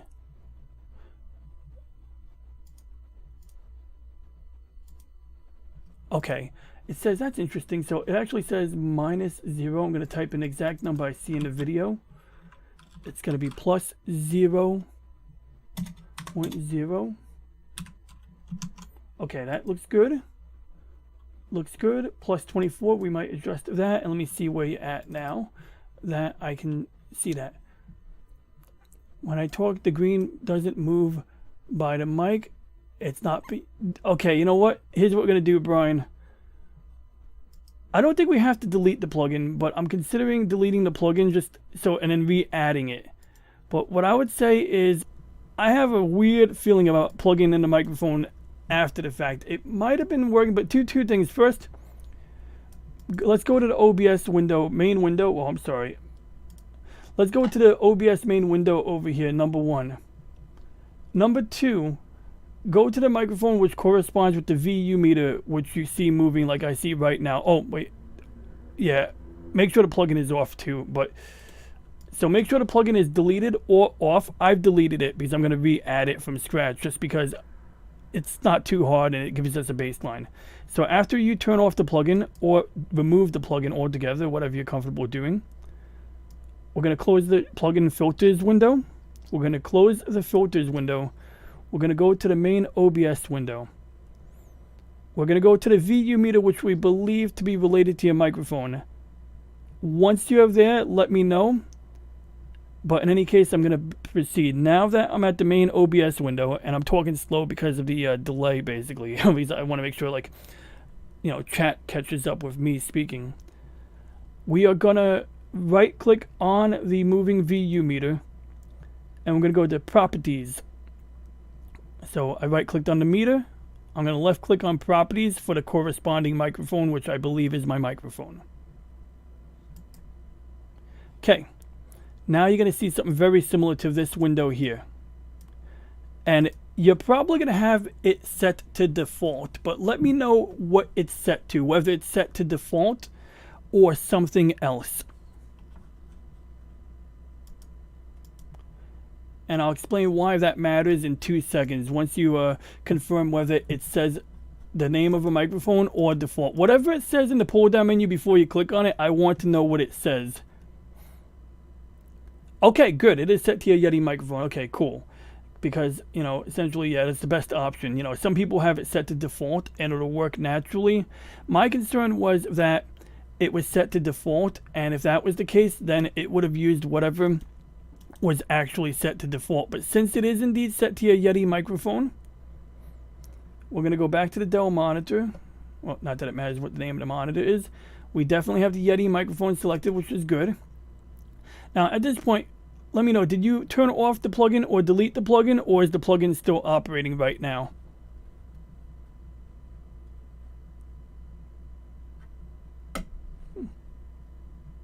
Oh, these are made of bamboo. Anyway, okay, very good. What's our VU meter status right now? And are you sitting at roughly the same distance I'm sitting? Because I know that it is possible to sit pretty far away from these. I just want to get an idea of if you're sitting closer or further when you speak into it. I mean, right now with the filter off, it's basically operating normally, at least normally in terms of how you've been using it, I'm assuming. And so the VU meter in OBS is picking up a lot of noise. Okay. Now, when you say a lot of noise, is it like when you don't speak, the bar is dancing like crazy? Or, you know, like, you know, what is it? Like, what is noise? Okay. Speak normally, it goes up to -20. Testing 1, 2. Okay, -20 right now. I'm speaking low on purpose, just as a test, and just as an experiment. If you're not speaking at all, whoops. If you're not speaking at all, let me know what your noise floor is. Okay, good. So the bar is dancing at 55 to 50. Okay, cool. So that answers my question. That answers my question. So when you're not doing anything, you're in this neighborhood here. When you speak normally, you get to -20, which is not horrible. And this is actually what might make you a good candidate for the compressor and expander filters more than anything, because the compressor and expander filter will pull it up. Because when you turn on the plugin, you're going way down, and when you okay, so that's interesting. So when you turn on the plugin, it's getting lower, but with the plugin off, you're still stuck at 20 when you're speaking normally. What's your microphone distance?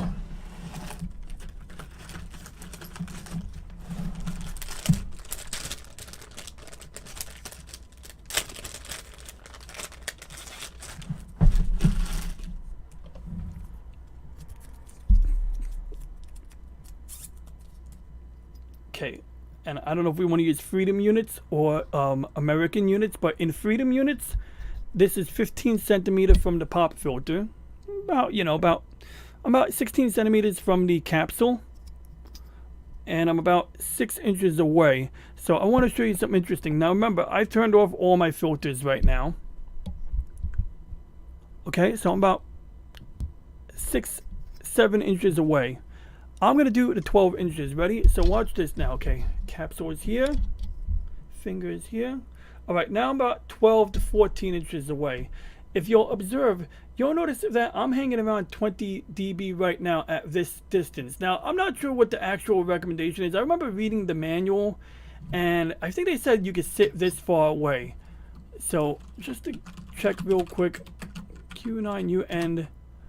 I'm going to look up 2 manuals real quick because I want to see what they recommend as the distancing. So I'm going to look at 2 manuals. I have your manual up already, which I misplaced, but I'm going to get it back. Okay, there we go. Okay, so this is my microphone real quick, and I'm doing this because I want to see what they're prescribing as the distance to be sat at. Okay, plug it in, connect the headphones, in the front side, blase, blase,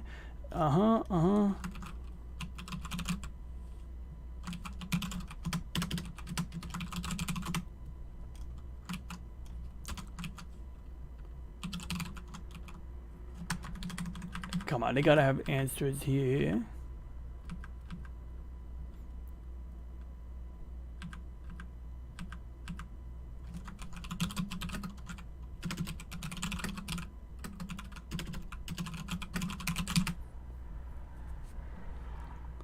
Okay, so for example, like I remember reading this now. I'm kind of going by some random Google search here, but this one's prescribing 6 to 8 inches with gain set to a reasonable level.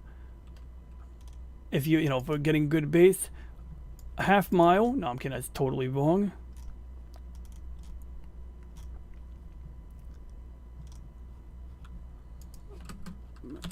Inches. Whoops.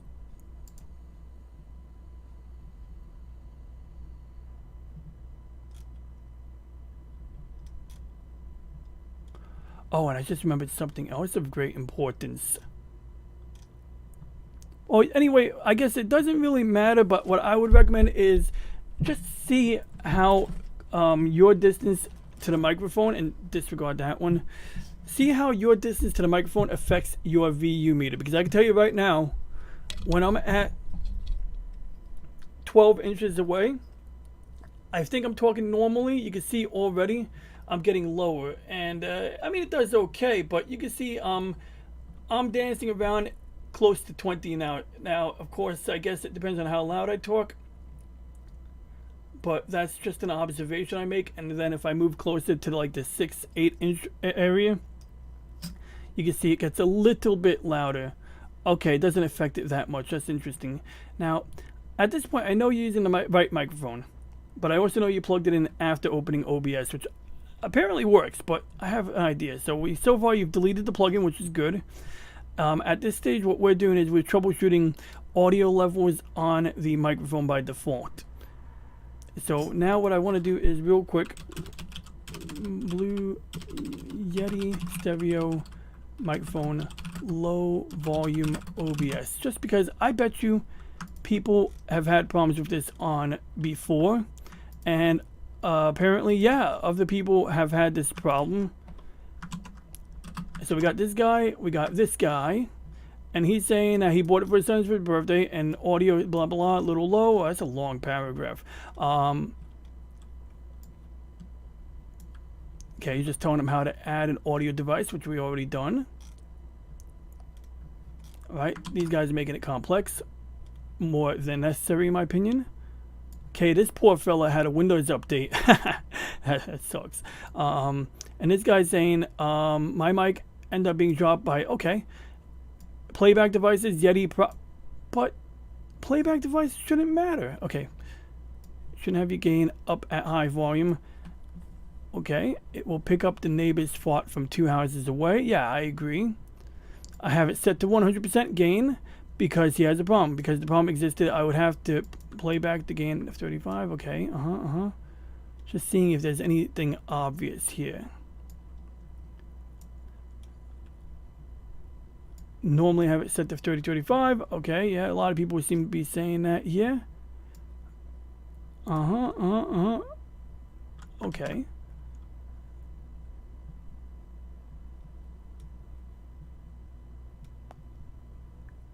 Look at that. So people are having it real quiet when they're in OBS. And let's see here. This guy's saying before getting it, I did research on Blu-ray. Okay. So it seems to be an issue that is hit or miss. And okay. See, this I don't buy. It's either a faulty mic or a USB port. Now, it could be a faulty mic. And, you know, I think you got it like less than a year ago. So you're probably under warranty. And I mean manufacturer's warranty, which, yeah, it's a bit of a process. But I used to work in warranty claims processing, so I could probably advise. Also, I think you worked in insurance. But anyway, moving on here. Let's see here. Because the main thing I seen with stream is that the Blue Yeti is extremely sensitive omnidirectional mic. Well, we don't necessarily need that in omnidirectional. For anyone in noisy environment, because of how stuff picks up, you should not need to put your system mic at 100. Yes, I agree. Just doing a quick research there, if you pardon. Changing USB ports seems like a weird fix. Other than that, okay. Just seeing if anybody has any like obvious stuff here. Boosting it in Wow, someone's using a voice changer in this video, and this is a OBS from 8 years ago. You know what though? Actually, this puts me onto an idea. I'm going back to OBS, but this time I'm gonna go to the settings menu here on the right, and then I'm gonna go to audio, and I'm just gonna double check if anything jumps out at me. Now, my OBS is set to 48 kilohertz stereo for everything. Yours might be set to 44, and that's entirely fine. Oh shit, and I gotta update my audio tutorial on the other application because I just found a missing setting. Anyway, unrelated topic. So, desktop audio, main microphone. You can see I have my main microphone there. Don't worry about the red, nothing bad there. Don't worry about that, don't worry about that. So, what I was looking for is there a gain adjustment like this kid was showing on the internet? Nothing there. We're going to go to output. Under output, not much we could do on the streaming tab or this tab. And the audio tab, not much we could change there, so we'll leave that alone.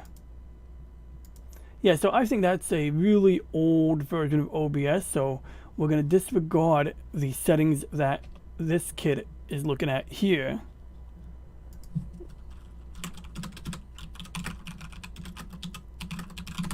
Just want to see if I find any parallels here.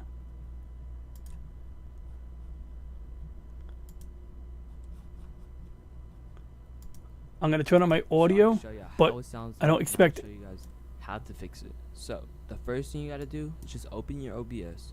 Go down where it says settings, just click settings. So what I'm doing right now is I'm just going through my workflow. Like, this was my microphone and I was still stumped at this stage. Before I recommend what I was about to recommend, I want to see if there's anything else I'm overlooking, because, you know, of course, if it's my case, I would have closed and opened OBS by now, but I don't want to do something like that unless I rule out something else. Go to audio, make sure the sample rate is... Okay, so he's saying set the sample rate to 48 kilohertz. I don't think that should matter, but, you know, as an experiment, I don't think it'll hurt to do this. So what I want you to do is consider that. I think you probably already checked it. If you go to settings in OBS, the other thing is why I would be reluctant to change the sample rate to 48 is I would want to make sure it matches in the Windows settings. So we're going to circle back to this in a moment. But before we go to settings and audio and OBS to, you know, change it to 48 kilohertz, let's see what else the guy making the video says. Okay. This is stereo. Make sure channels is stereo. Desktop audio, change that to your speakers or headphones. So, duh. In my case, it's the Logitech G Pro. The mic / aux that, just click OK. So, if you don't see your mic, I think just right. You know what's interesting, Brian? This guy seems to be pretty deep in the green yellow right now too. So let's see what else he says. Click unhide all, because you might be. And that's interesting. So it's low when you speak straight into it. Okay, good to know. Thanks for the heads up. For me, click the gear right here. Don't click the desktop audio gear. Click the mic / aux. This guy gear. speaks inherently low. So click it. And you're gonna click on filters. Been there, done that. Okay. So you're gonna have this little menu pop up. All you gotta do is click the plus sign right here. Okay, I have a feeling. I think I know where this guy's going with this. So let's just bear with him real quick. And click noise suppression. Okay, no, useless. This is gonna cancel every background noise that you have. This is not what I was looking for. I think you should hear like a fan if lower C. So the close threshold should be noise gate negative 24 decibels. Okay, now he's doing what I would do. Okay, we're getting there. The plus sign at the bottom, click on compressor. So watch what happens. He's going to enable compressor and expander, and it's probably going to help make it louder. 301. 3.00:1. The threshold should be. And interestingly, I do have that filter. So if we go to my filters again, I go to my compressor. Oh shit, it's backwards. That might be my problem. Real quick, I'm just gonna make a notepad file real quick because I want to be able to put these settings back in if I mess them up. So I'm just going into Notepad for my own reference, and I'm putting in all the settings that I have here. So I'm putting, like, for example, 10.00 to 1. Threshold is minus 24.00 dBs. Then I got my attack, Klingon bird of prey, at 9 milliseconds. Release is at 50 milliseconds. My OP gain is, oh, you do? Okay, good to know. Is that gain, so did you, when you say you have a gain filter, is that something that you've been running for a while or something that was just added?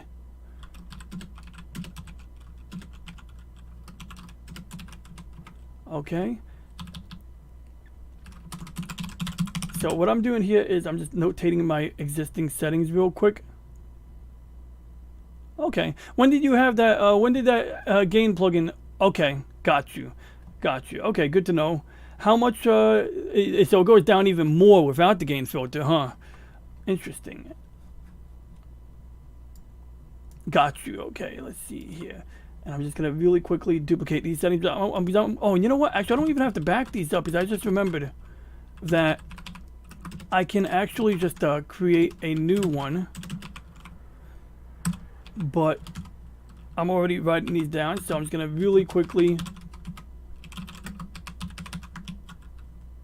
and RMS detect. Okay.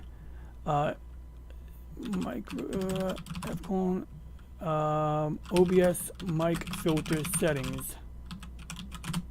Okay. So this is what we're gonna do. I'm gonna do the same thing you're doing. We're gonna do a sing along here. Whoops.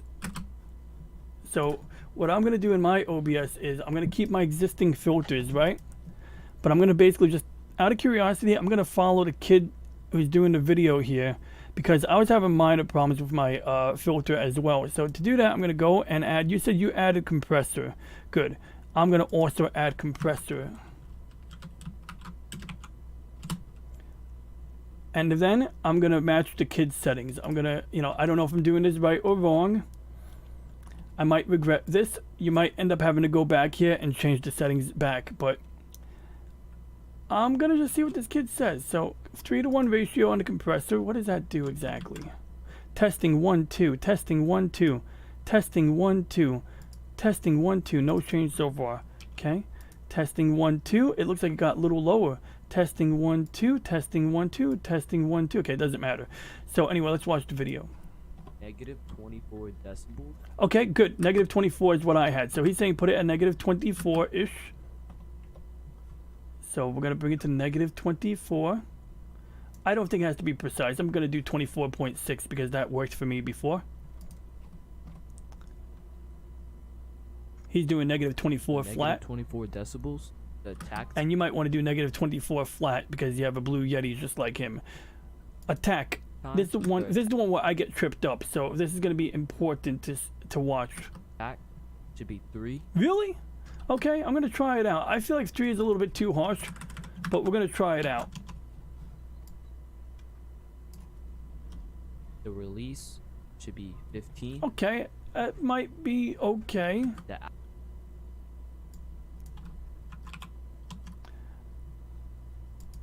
output gain should be 0. Okay, yeah, this one, by the way, Brian, this is the setting that when it comes to the next filter that I end up adjusting. So we're going to leave the settings roughly like this because on my end, I copied his settings. But if we look at my original compressor filter, the only difference is like I have this up at 6 dB. So at some point, you may be going back to the compressor filter and goosing this up.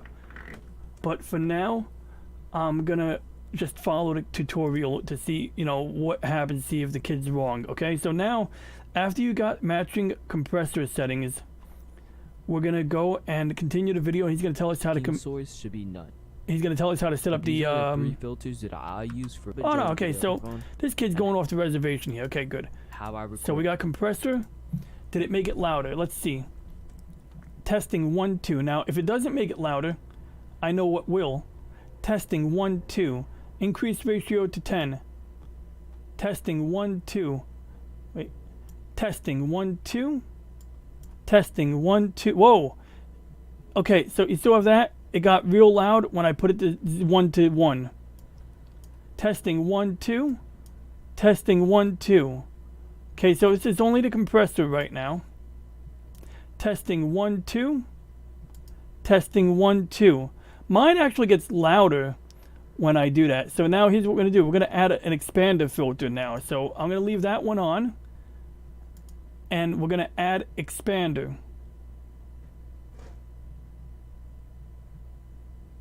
So we should have roughly matching compressor settings, and if this doesn't work, we can tweak them and rematch them again. But for now, we're just going to add an expander filter now. So the only two filters that we should have on and added, or at least the only two filters running, should be compressor and expander. And I would recommend, if you have a separate gain filter, keep that off for now. Okay, so now the expander, well, I already have an expander. I'm just going to double check what other people are saying. Okay, so you're a little on the low, that's okay. So we're gonna just double check here. And see, some people use compressor and expander together. Other people don't. You know, some people use completely different filters, but I found compressor and expander to be a good combination.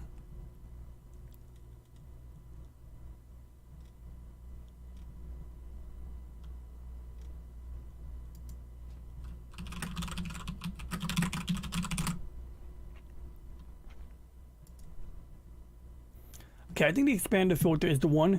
It reduces the audio levels by reducing the gain, but it also, similar to compressor, but below the threshold instead of above the threshold. Okay, so that's interesting.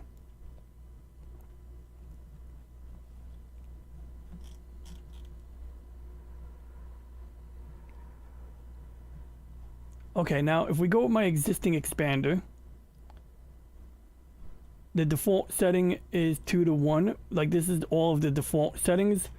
I just want to see if I can find a video that I originally used in order to set this up, because that one, I think, you know, would give us a pretty good idea. So expander is actually silencing things. Compressor is making things louder. So if we have the expander set up, it's just going to keep us from going into the red zone. And the settings I would consider right now, I'm trying to double check because I want to see if I'm giving misinformation. So my expander filter is set to a 3 to 1 ratio. And I'm going to show you the consequence of that right now.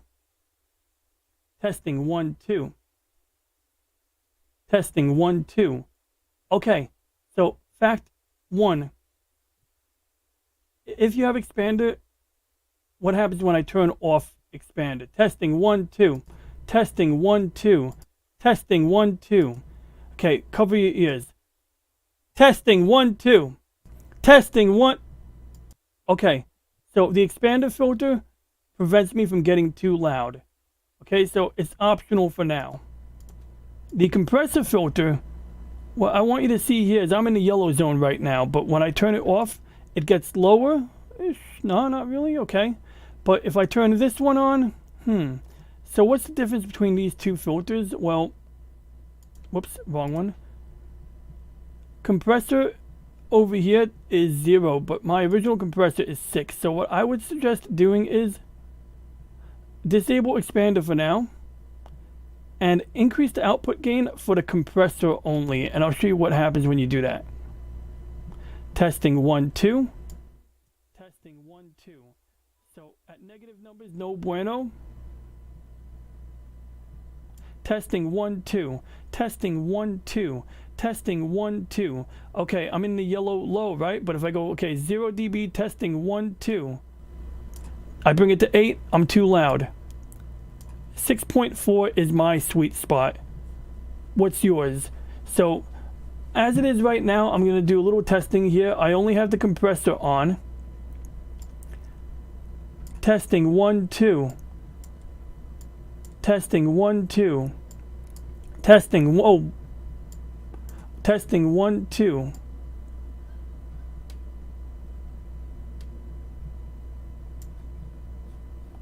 Okay. I'm at the same level with a negative 30. Okay, your VU meter's at negative 30. Try goosing up the gain some more. So for the compressor filter only, I want you to bring the gain up higher. Testing 1, 2. Yeah, yours is going to be different than mine. At this point, this is where we're going to have some divergence of settings, I'm sure. Testing 1, 2. So just let me know. Bring it up to an 8. Bring it up to a 10. Let me know what happens.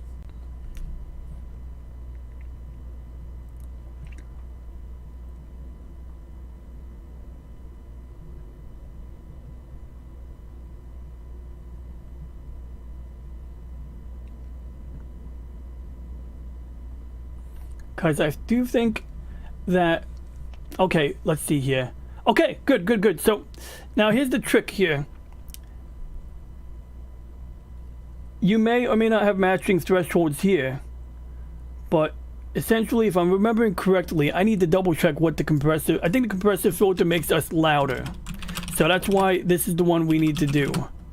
And that's why the expander filter is less important at this instant, but it's going to become important because you know, it's going to be a balancing act. And so the expander, I believe, is what brings it back down to keep us in the yellow zone. This here is going to bring us to the red. So you said you're in the orange and red or yellow and red area, right? You're talking normally. You're sitting in a position that you're comfortable sitting in. I don't know if you're sitting too close or too far. Let me see if I can get confirmation on that part. It doesn't even matter. You know what you said before, if you spoke really close into the microphone, you were still having problems. So you know, that doesn't matter right now.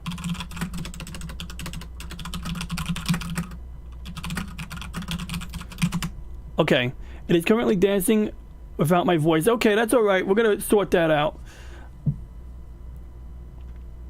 I mean, if you look at mine, take a look where mine is on the green bar. I'm actually dancing a little bit higher. You're saying you're dancing at negative 43. I'm dancing at negative 30. Negative 35.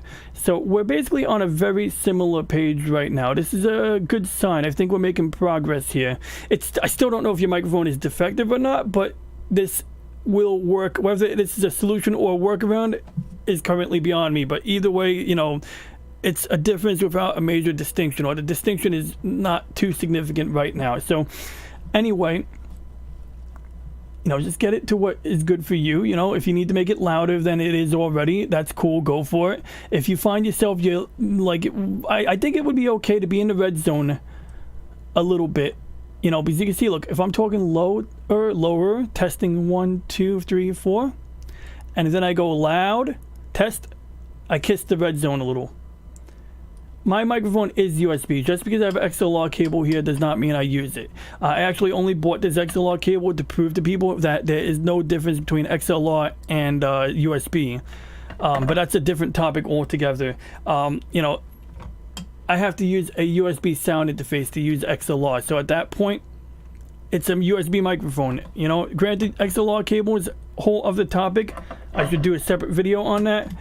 Do have distinct advantages, but I don't think they affect us. The reason that an XLR microphone might be good, if like someone was like saying you should get one, it would be because, yeah, most XLR microphones will be higher quality, but not necessarily all.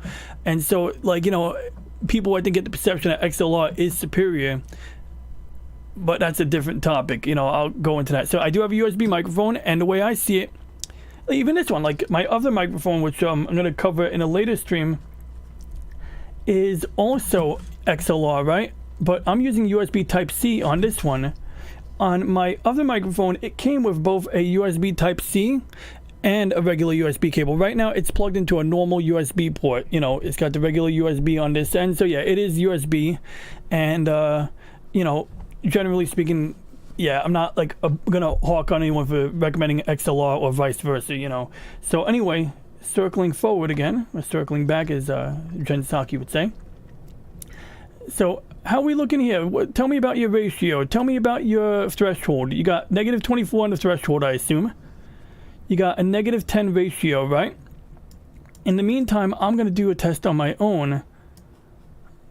I'm gonna stop the recording. Testing 1, 2, testing 1, 2, 3. Enabling expander. Testing 1 2. Testing 1 2 3. Disabling expander. Testing 1 2. Disabling compressor. Testing 1 2. I'm lower. Testing compressor 2. Testing 1 2. I'm lower. Disable. Enable expander 2. Testing 1 2. This one is configured differently.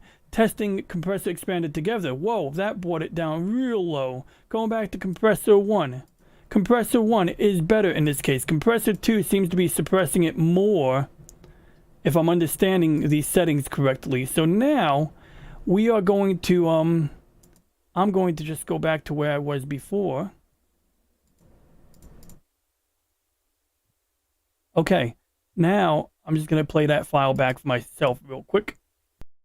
Audio is unmuted. Okay, and I'm reading your settings now, Brian.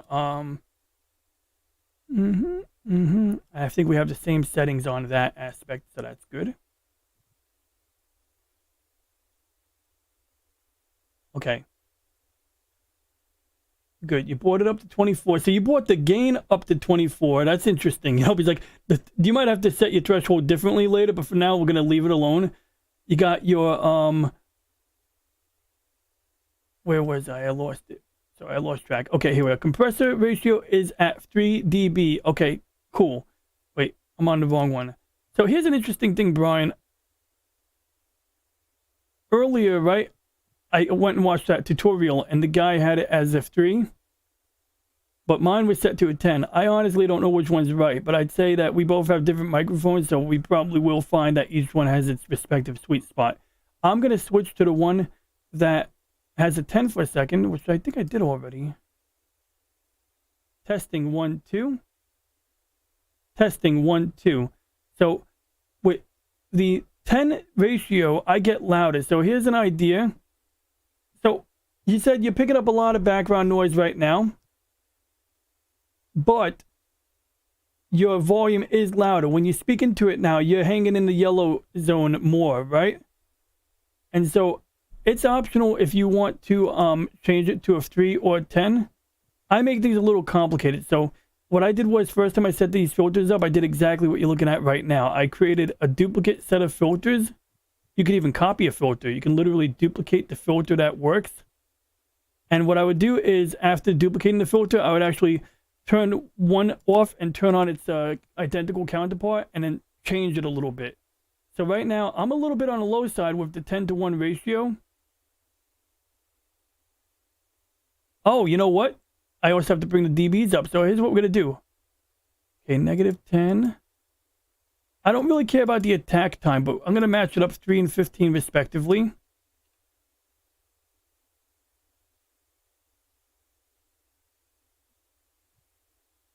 Okay, so now I'm going to test it out with this one alone. Let me see here. So this filter is identical to the one I've already had configured all along.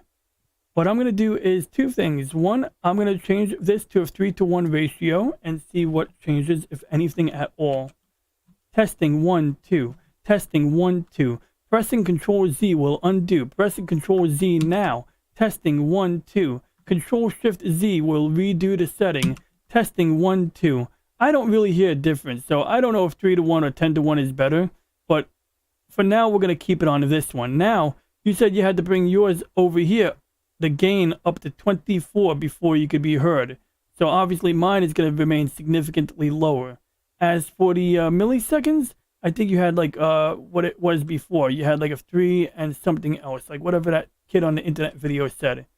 I don't remember what setting it was, but the attack and the release shouldn't make a radical difference. For our purposes, these should not affect our levels. So, you know, they will just affect when the levels get adjusted. See, like now, if I put the release on higher, it gets lower or stays lower. Testing 1 2. Test. Yes, okay. So this is a little backwards, but what's happening is when I bring this setting to 0, it gets real loud. Testing 1 2. And when I bring it high, it gets, you know, like that. So what's happening is it starts to filter 9 milliseconds after I start speaking. and it keeps the filter going for 50 seconds after I stop speaking. So if I continue speaking within 50 milliseconds, the volume won't go down. But if I bring it to 0, the filter quits like right away, and that's why it goes into the red very quickly. So anyway, you said you have a 3. Okay. Your dBs are real high. So now you said we got background noise, right? So let's go into tackle that, because I think your compressor is basically working the way we need it to work. Once again, it stands to be determined if you do better with a 10 ratio or a 3, but I don't really see a difference, so I'm leaving that alone. As for the attack and release, they could be changed, but we're going to leave those alone too. So now we're going to go to expander, and I believe you created a brand new expander one. Beautiful. That is good to know. Same here, Brian. So notice that I'm speaking now, but when I turn off the expander and I stop speaking, whoops. Okay, no expander, we get background noise like we do now. When I turn on one of my expanders,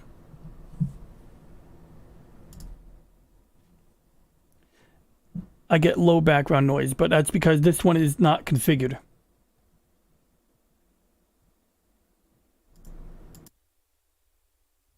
Now, this is my expander. This is the one that I've originally set up. And with these settings here, I have absolutely no background noises. Okay, so you only have one expander. I don't know why you have an expander 2 if you duplicated one and deleted one already, but you can always rename it. It doesn't really matter. Like, it's just a matter of aesthetics. You know, you can rename these by right-clicking on them and clicking rename, but that's not important right now. Save that for housekeeping, so to speak, right? So, okay, cool. The other guy didn't even have an expander. He didn't even set one up. So, you know, I found a different tutorial a while ago. It doesn't really matter right now. Okay. Got you. Okay, very good. I was confused by that. I understand now. You're referring to my expanded 2 settings. Okay, great. Cool. Okay, so we have your compressor is working. That's making us louder, making you louder. Your expander is dealing with background noise. At this stage, let me just make sure I read the whole chat, or at least the most recent chat. I want to make sure I didn't miss anything.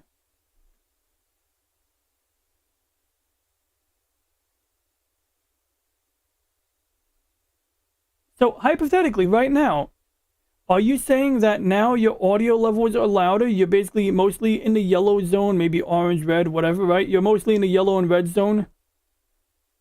Hopefully not too much in the red, but are you saying that speaking normally, you're hanging in the yellow now?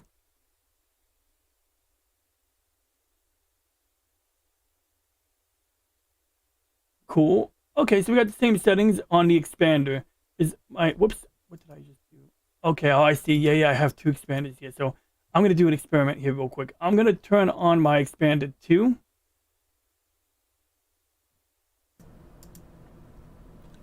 Okay, now, as you can see, in my case, this might not apply to you,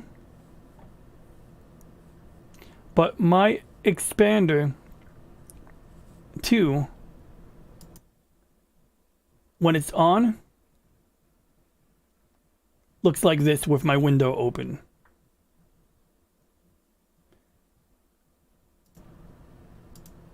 When I turn on regular expander, it suppresses it further. The difference between the two is slightly different ratios, slightly different attack times, and a radically different threshold. In fact, this threshold is the reason why I'm still getting background noise. So my expanded 2 is still picking up background noise because the threshold is way lower, I think, if I'm understanding that correctly. And I'm going to read the chat in a second. Just want to see something here. I'm going to remain silent, and I'm going to bring the threshold higher and see what happens to the VU meters.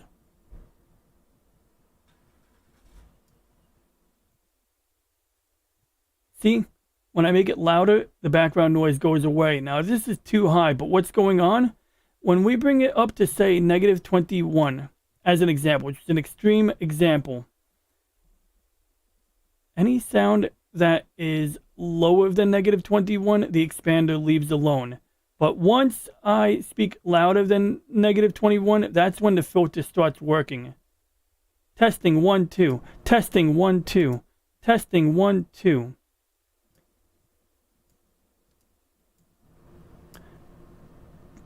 Now, if I bring it to 0, negative 60,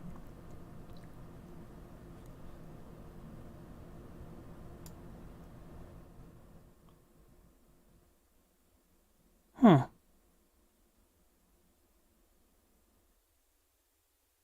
But you can see it sort of bring it up. I always mix these up, but let me see here now. So compressor made you louder. Expander should be pulling us down. You're at negative 40 right now. And if you bring it higher, I would probably not bring it any higher than negative 26. And even that might be a bit high. But you can see it completely eliminates sound. So now I'm going to read the chat again and just make sure we're on the same page. So we got matching settings as per compressor 2. Expander 2. I'm so sorry. Expander 2. Ratio 2. Threshold negative 40. Attack 1050. Release. Output gain 0. It is... Okay, now to answer my question. It is yellow when I speak normally. Red when I'm louder. Okay. And just to confirm, how's our background levels? When you're not speaking, are you satisfied with the background noise suppression? If you are not, you may increase the threshold from 40 to something above 40. Something above negative 40. Whatever is above negative 40, negative 35 perhaps. Inch it up in small increments if you're not satisfied with the background noise suppression. For example, at negative 47, I'm letting in a lot of background noise. It's not really that bad, but if I wanted it to do a better job of reducing background noise, you'll see that when I increase it to 40. It does better, but when I click on my mouse,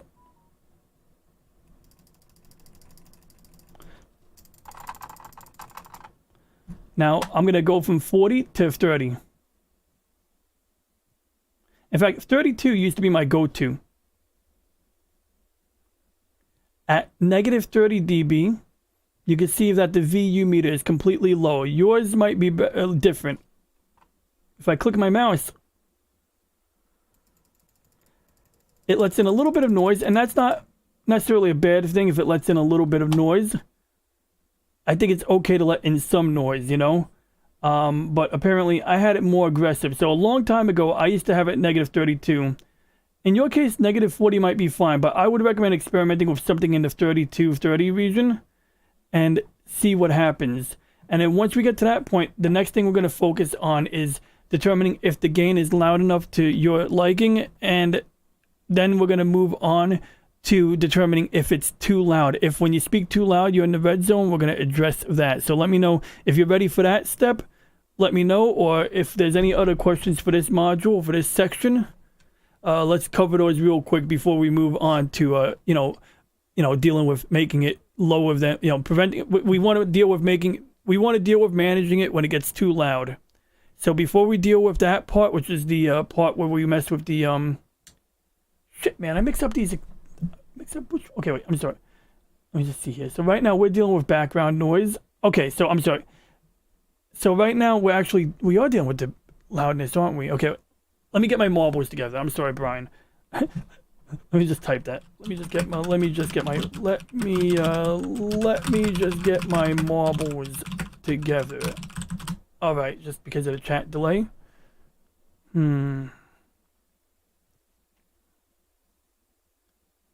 Okay.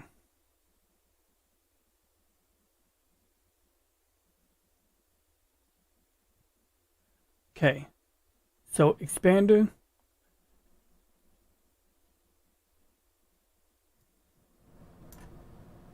Makes the volume lower. You're at negative 40.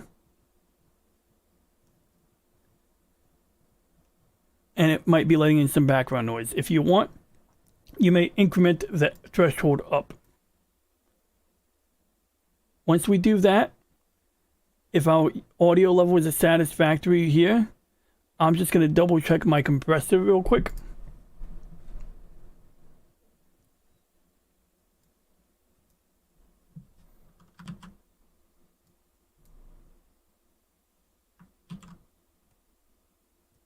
Testing 1 2. Testing 1 2. Testing 1 2. Okay. It looks like the compressor is what makes us lower. So let me know where you're at right now. Last I checked, we were on the expander. As it stands right now, when you don't speak, you're getting sound that's floating around negative 40 dB. When you do speak, it's mostly going into the yellow zone.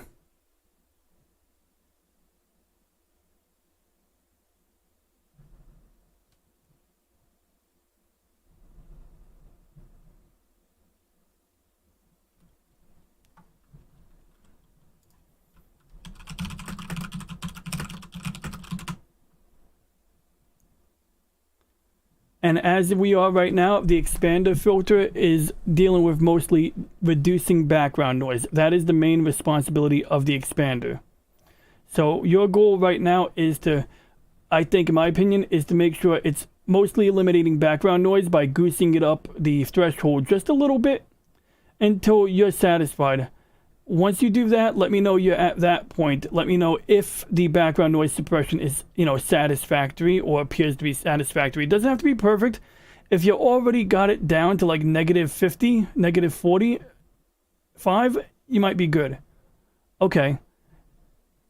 No problem, Brian. So bottom line is expander is suppressing background noise. And the only other thought I want to leave you with, Brian, is that the compressor is what makes you louder. So you could tweak these to your heart's content. My recommendation would be consider duplicating both filters before changing settings on them. And then you can switch to the duplicates or just write down your settings. Do something like that. And basically, next time I'll cover how to set up, the virtual audio cable. But ultimately, I'm going to re-record that video now because I forgot to cover a major step. So that's what I'm going to do. But I want to thank you for watching, and I'm going to go ahead and drop a link to your channel in the chat before I depart because I want to tweak some settings on my end. But I'm glad we were able to go over this today. Ah, Pacific 414 is on. Huh.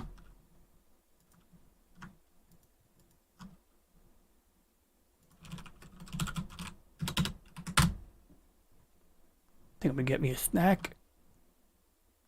Get me a snack. Yeah, I want to get a snack.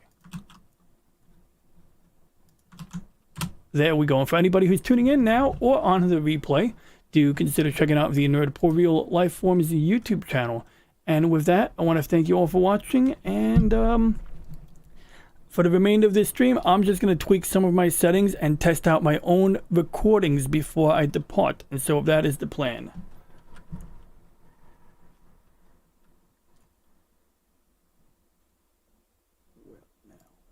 See here. Okay, expander reduces background noise. Wait, let me do that again. Expander suppresses background noise. Testing 1 2. Lowering threshold. Testing 1 2.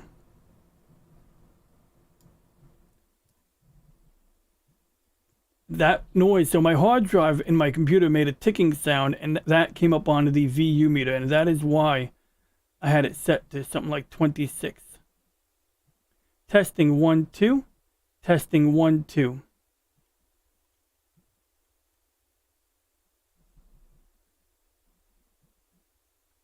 Now I'm going to go ahead and adjust the compressor filter. Compressor filter will make me louder. And so as it is right now, I'm probably fine. I also think it prevents me from going into the red zone. This is where I get tripped up.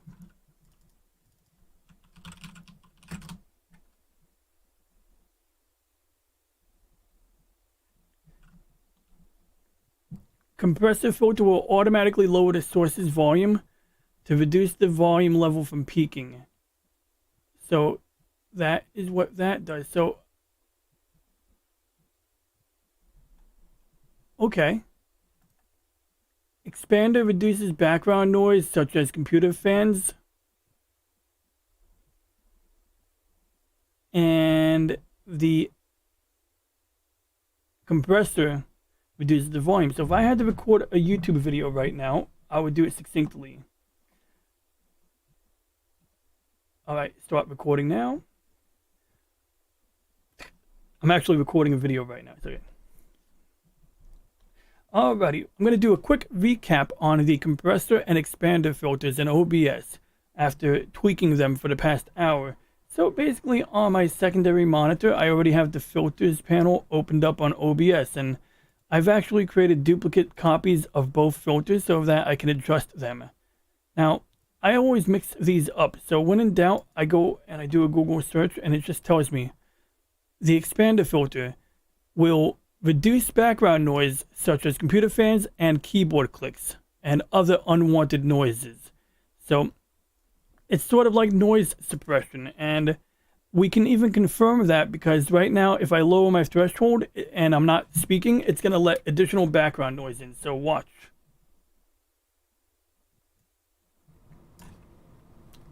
See? With a lower threshold, it is letting more background noise. By default, it might do a -40. Which some would consider this to be tolerable background noise, and that is entirely okay. So, do consider, keeping that, on that setting. But I'm going to go ahead and goose it up further. At -36, it's not bad. But if I want to eat a snack while on stream, it could be tricky. Also, if I type,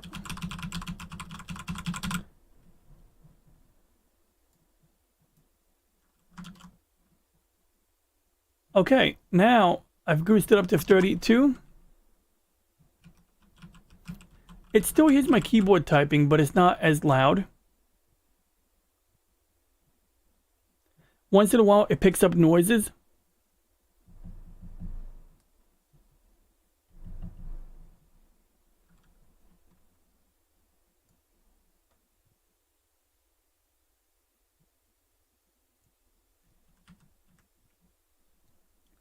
At -26, it all but suppresses the majority of noise. But if I start typing again,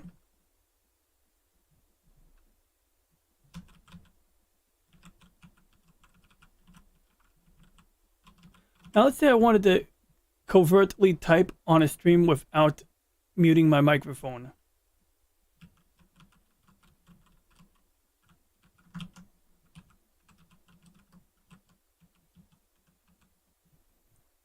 If I type low enough,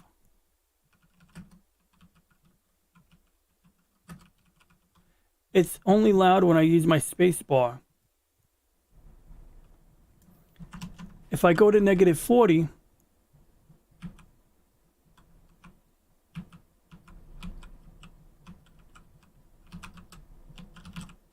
it goes between 35 and 30.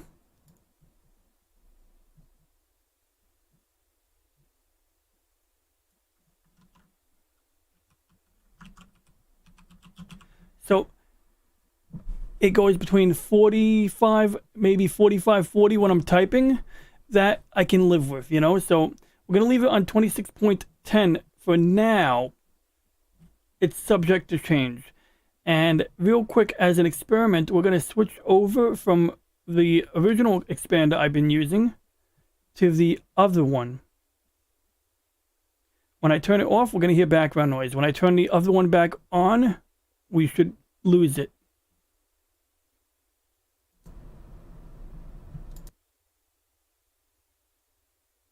Okay, so that completely suppressed it. And that one, I actually have it set to -24. And I have a few differences there. And these may get changed after I do some audio tests. Because sometimes the cutoff is too harsh. Now, what about my compressor filter? Well, once again, the compressor filter will automatically lower the volume to make it not peak out above 0 dB. What does that even mean? Clipping and distortion. Okay, so what they mean by it prevents it from going above 0 dB is that it prevents you from going into the red zone. That is literally what it's doing. And so right now with compressor 2, I'm hitting the red zone once in a while, but it's not too bad. And if I talk loud, it seems to manage. If I go to this compressor, which has a completely different ratio, it's even more different. Testing 1, testing 1. Testing 1. 1, 2. 1, 2. This one here seems to do better than this one down here.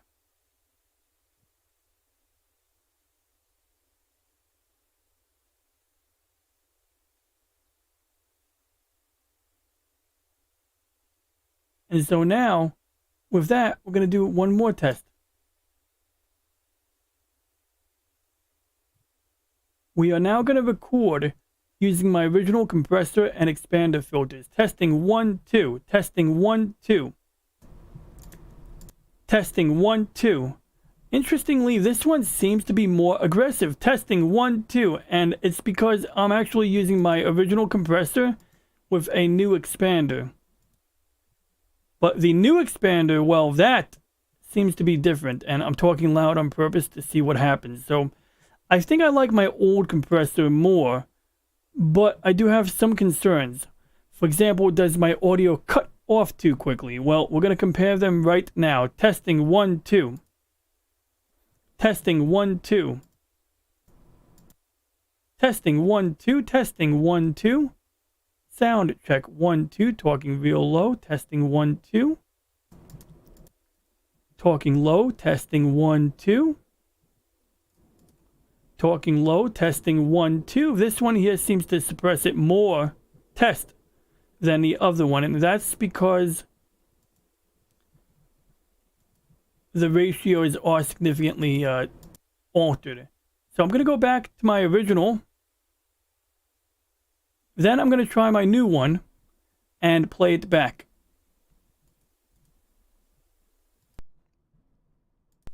Okay, we're going to go now to my left side monitor. And we're going to open up the last recording. We are now going to record using my original compressor and expander filters. Testing 1, 2. Testing 1, 2. Testing 1, 2. Interestingly, this one seems to be more aggressive. Testing 1, 2. And it's because I'm actually using my original compressor with a new expander. But the new expander, well, that seems to be different. And I'm talking loud on purpose to see what happens. So I think I like my old compressor more, but I do have some concerns. For example, does my audio cut off too quickly? Well, we're going to compare them right now. Testing 1, 2. Testing 1, 2. Testing 1, 2. Testing 1, 2. Sound check 1, 2. Talking real low. Testing 1, 2. Talking low. Testing 1, 2. Talking low, testing 1, 2. This one here seems to suppress it more, test, than the other one. And that's because the ratios are significantly altered.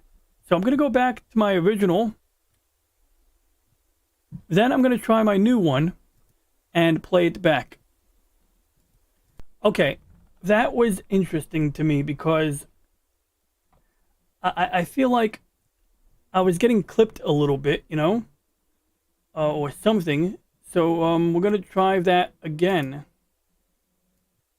This time we're going to do it a little differently. We're going to go and run the filters on. Then I'm going to turn them off one at a time.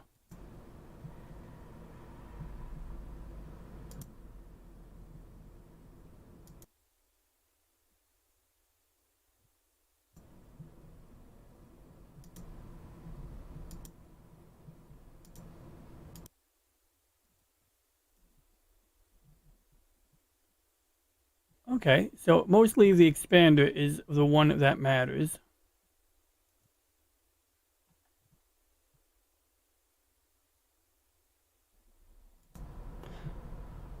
Turning off the expander lets more background noise in. Turning on the expander reduces background noise. My volume level is remaining the same with it on or off right now. That's what we see.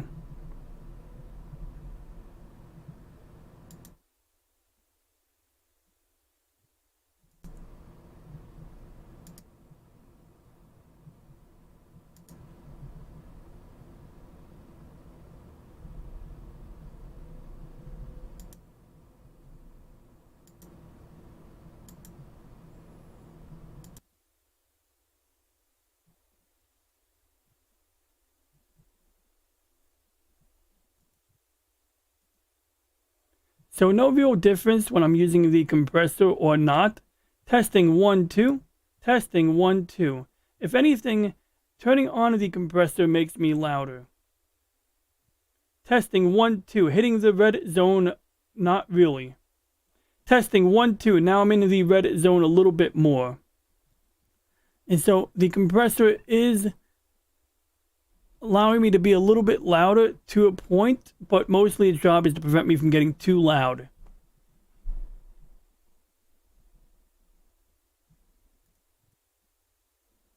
Testing 1, 2. Now this compressor seems better for me. And so while this compressor is a 3-to-1 ratio, my current compressor now is a 10-to-1 ratio, and I'm probably going to keep it unless it gives me a problem. But I may be keeping the expander because the new expander, I think I like it more. It's a minor difference, but I might like it more. Testing 1, 2. Let's end the recording in a second. Testing 1, 2. Testing 1, 2. And then after I finish this part of the test, I'm going to then do this part of the test. And then we shall proceed shortly.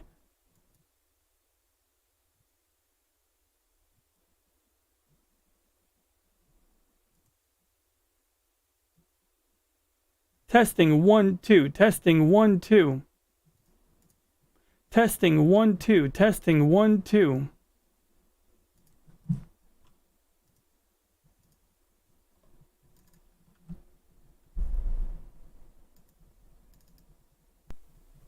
We're going to go and run the filters on. Then I'm going to turn them off one at a time.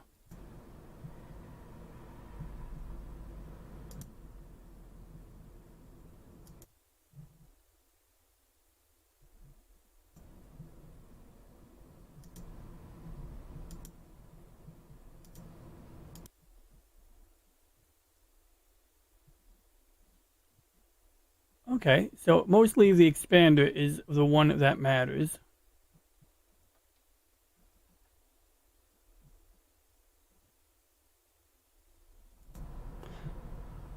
Turning off the expander lets more background noise in. Turning on the expander reduces background noise. My volume level is remaining the same with it on or off right now. That's what we see.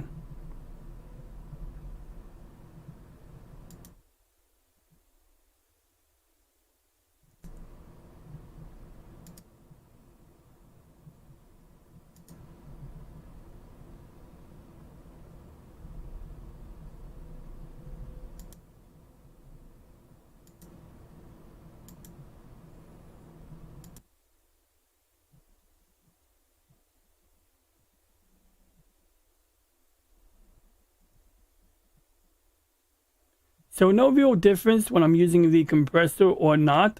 Testing 1, 2. Testing 1, 2.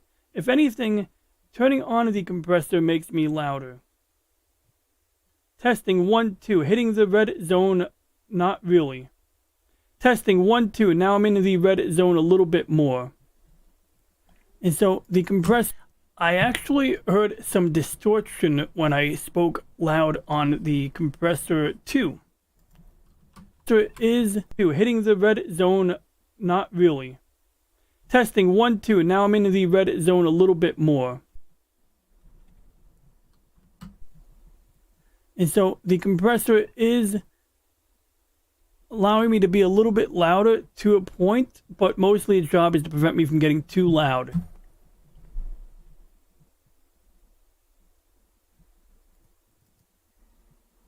Testing 1 2. Now this compressor seems better for me. And so while this compressor is a 3-to-1 ratio, my current compressor now is a 10-to-1 ratio, and I'm probably going to keep it unless it gives me a problem. But I may be keeping the expander because the new expander, I think I like it more. It's a minor difference, but I might like it more. Testing 1 2. Let's end the recording in a second. Testing 1 2. Testing 1 2. And then after I finish this part of the test, I'm going to then do this part of the test, and then we shall proceed shortly.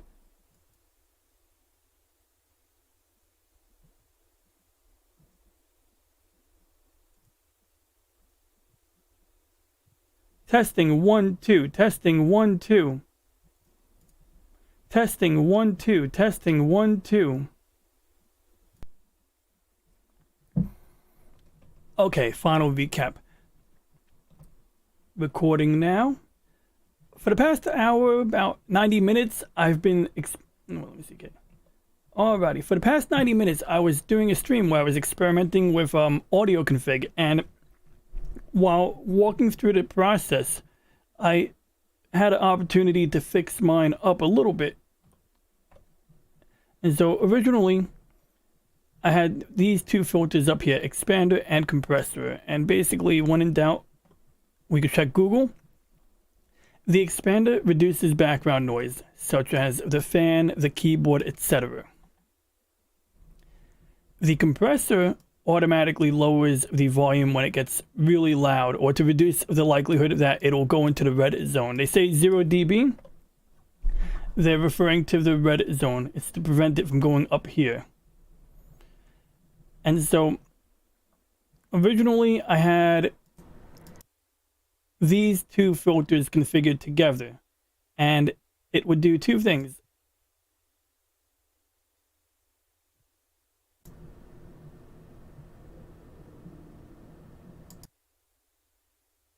As you can see, a night and day difference. When I turn on the expander, you can't hear background noise anymore. And when I turn it off, not only do you hear background noise, but let's see what happens to my audio levels. Now the filter is off. Now it is on. It is no longer off. Testing 1 2. Testing 1 2. Any difference? I don't know. But certainly when I stop speaking, there is. Testing 1 2. On. Testing 1 2. Testing 1 2. Now, the other one is this, and it has slightly different attack and release settings. Testing 1 2. Testing 1 2. And I think I like this one a little bit more. Testing 1 2.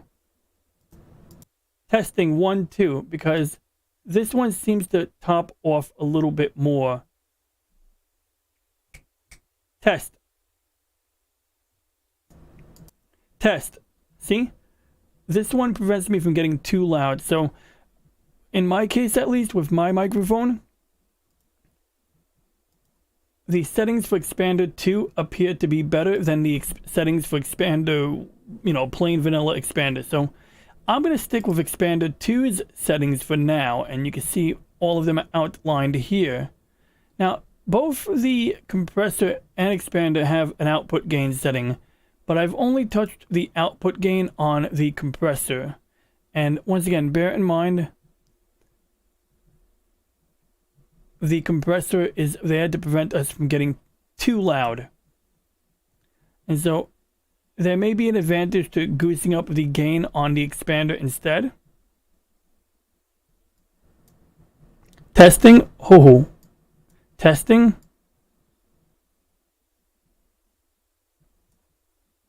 Testing.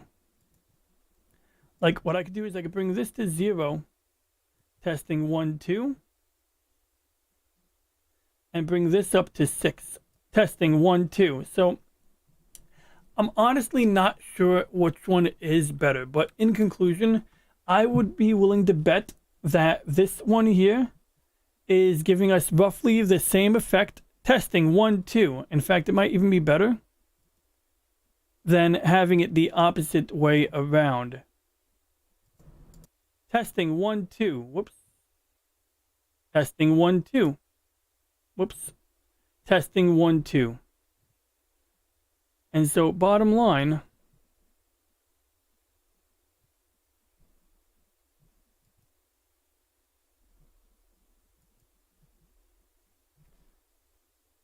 whether I increase the gain under the expander or the compressor, it's probably going to be the same. And just to demonstrate that, I'm going to test this out at 6 dB. Testing expander, 6 dB output gain. Testing 1, 2.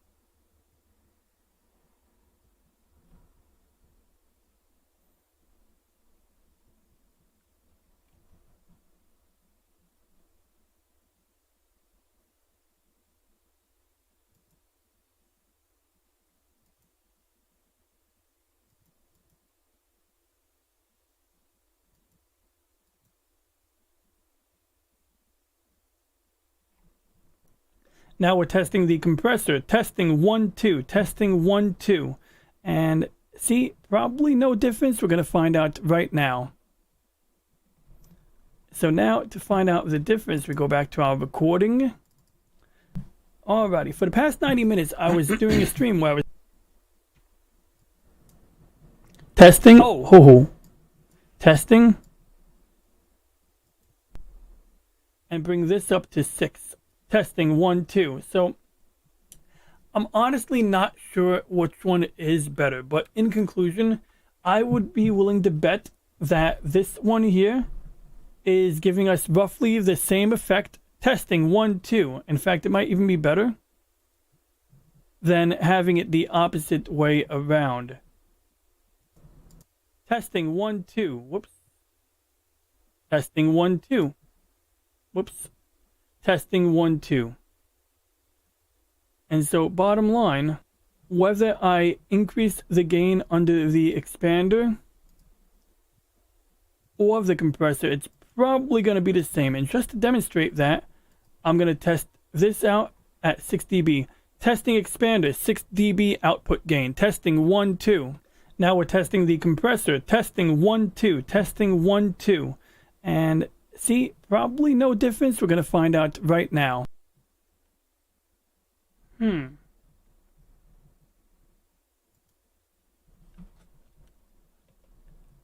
Finally, I'm going to do a sibilance test. A sibilance test. C, testing sibilance. ABC, ABC. Testing 1, 2, ABC.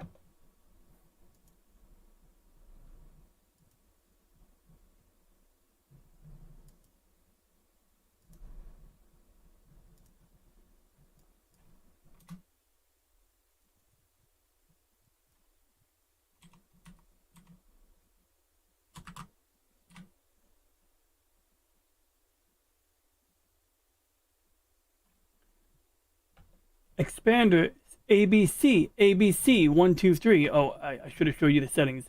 ABC testing 1 2 ABC.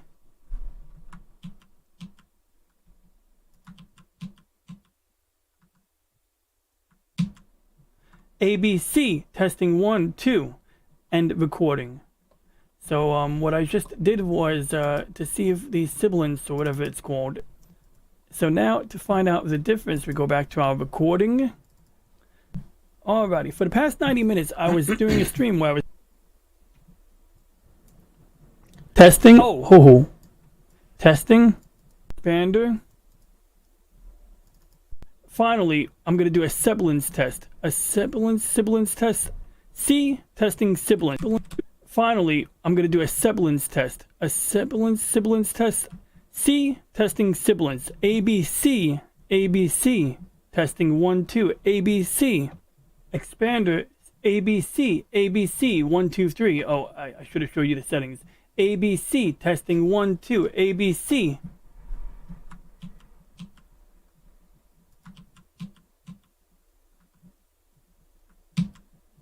ABC testing 1 2 and recording. Finally, ABC, C, ABC testing. ABC testing 1 2 ABC, ABC testing 1 2 and recording. ABC testing 1 2 and recording. Interesting. It is a little more muffled. Okay, at this stage, I have the compressor and expander settings mostly sorted out after tweaking them, but made an observation here. So right here, if I do a sibilance test, ABC, ABC 1 2 3, ABC. Pause recording. Now I'm going to do ABC testing. I'm going to do it on the compressor, and I'm going to immediately do it on the expander. My goal is to have the same 6 dB output gain on both of them. So to do that, I'm going to have to bring one of them to 0 and the other one to 6. So now we're going to do the sibilance test with both the compressor and expander using, swapping the setting for the output gains. So we're going to do compressor first, 6 dB. C, ABC, ABC, testing 1 2 ABC. Then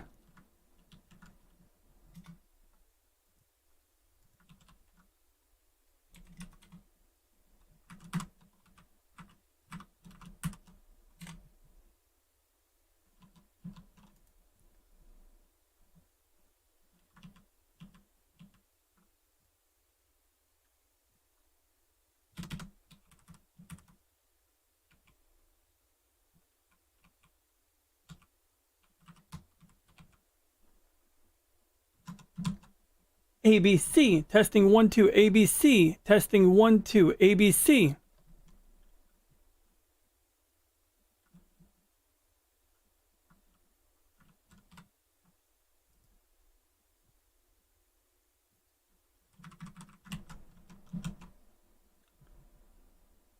ABC, testing 1 2 ABC, testing 1 2.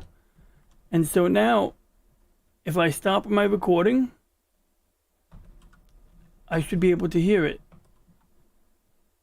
Now we're going to go back to the recording and see what happens. So now we're going to do the sibilance test with both the compressor and expander using, swapping the setting for the output gains. So we're going to do compressor first, 6 dB. C, ABC, ABC, testing 1 2 ABC. ABC, testing 1 2 ABC, testing 1 2 ABC. ABC, testing 1 2 ABC, testing 1 2. That is interesting. So what did we just discover? Well, it's a little weird, but basically what I just discovered was that if I set the compressor's output gain to 6 dB as opposed to the expander, you get more sibilance, you get more of that sound, like a snake rattling, a snake tongue going, like a sissing sound. That seems to be the difference. Now, to test it out. So now we're going to do the sibilance test with both the compressor and expander using, swapping the setting for the output gains. So we're going to do compressor first, 6 dB. C, ABC, ABC, testing 1, 2, ABC, ABC, testing 1, 2, ABC, testing 1, 2, ABC, ABC, testing 1, 2, ABC, testing 1, 2. Okay, at that point,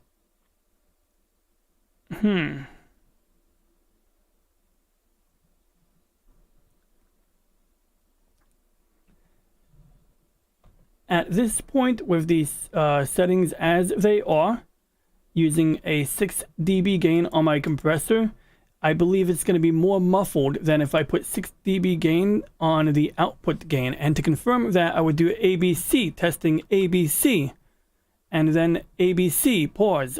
I'm going to pause and then do it on the other one. ABC.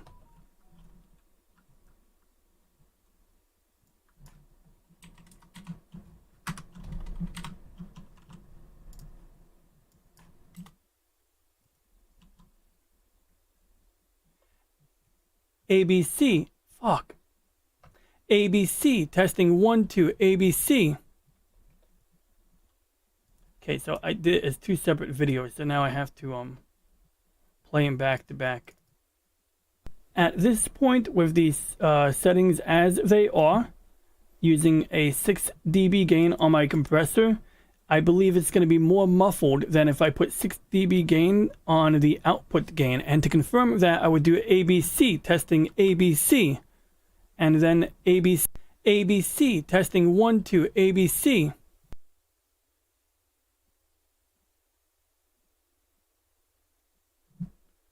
Whew. It's a lot of,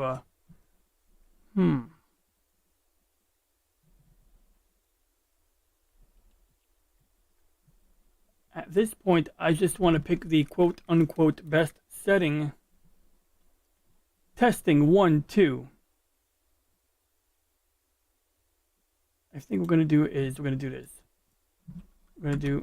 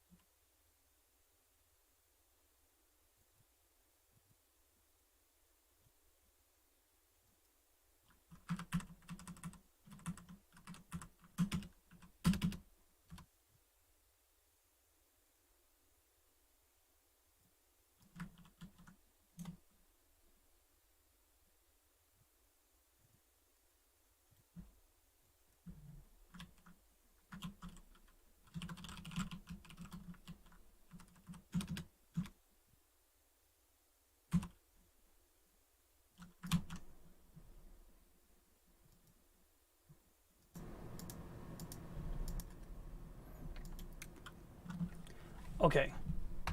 At this point, I've tweaked the audio settings for the compressor and expander filters, which of course the compressor basically prevents us from going into the red zone. As you know, we see here on the VU meter, if I speak loud enough, this will be going high up into the red zone. On the other hand, the expander filter reduces background noise, and that is why if I stop speaking, you're going to hear noise. And also why my VU meter is showing background noise. If I open my window without the compressor or expander filter running, in particular without the expander filter running, you're going to hear background noise when I open my window.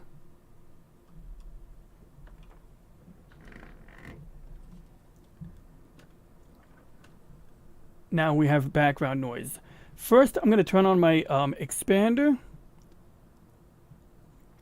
Actually, I'm going to turn on my compressor so I don't get too loud.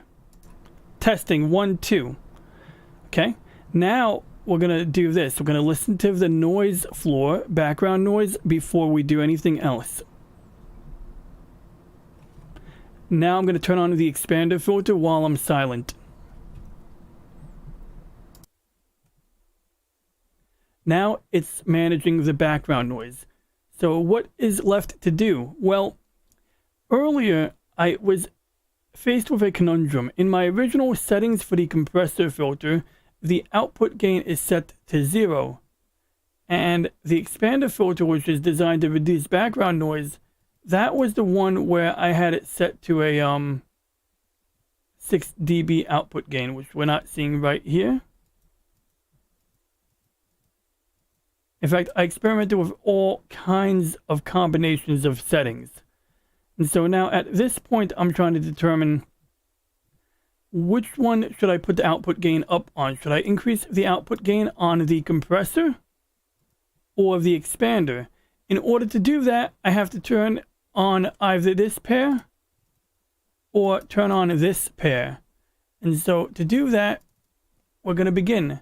I'm going to do a sibilance test because that seems to be what underscores the change in sound. It seems that when I switch these between these pairs, I hear more of a S sound, like when a snake is breathing through the tongue. I hear more of that sound. So to begin, we're going to do the ABC test. ABC, testing ABC. ABC, testing ABC, testing ABC. Then I'm going to pause it. Resume. ABC, ABC. ABC, ABC. And then I'm going to play back the recording. Now we're going to go ahead and play back the recording I just generated. At this point, I've tweaked the audio settings for the compressor and expander filters, which of course the compressor basically prevents us from going into the red zone. As you know, we see here on the VU meter, if I speak loud enough, this will be going high up into the red zone. On the other hand, the expander compressor running, I'm going to turn on my testing 1, 2. My original settings for the compressor filter, the output gain is set to a in fact, I experiment, should I put the output gain or the expander or turn on this pair? And so to do that, we're going to begin. I'm going to do a sibilance, the change in sound. It seems that when I hear more of the tongue, we're going to S these pair sound. I hear more of that sound. So to begin, we're going to do the ABC test. ABC, testing ABC. ABC, testing ABC, testing ABC. ABC, ABC, ABC, ABC. Okay, so this is going to be madness, but here's how I'm going to do it. These between these pairs sound, like when a snake is breathing through the tongue, I hear more of that sound. So to begin, we're going to do the ABC test. ABC, testing ABC. ABC, testing ABC, testing ABC. ABC. That's the one. I want that one. ABC, testing ABC.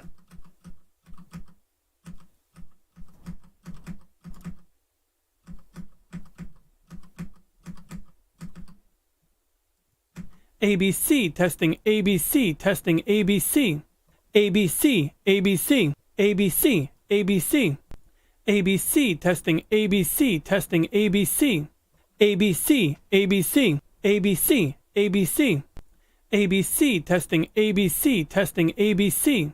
ABC, ABC, ABC, ABC. ABC, testing ABC, testing ABC. ABC, ABC, ABC, ABC. ABC, testing AB. Okay, beats the crap out of me. At this point, I don't even know which one sounds better. To confirm that I did everything correctly, let's double check my settings. So we have compressor at 0 dB, output gain, expander at 6.4. But on the secondary pair of settings, you'll see that my expander is, and can I move this up?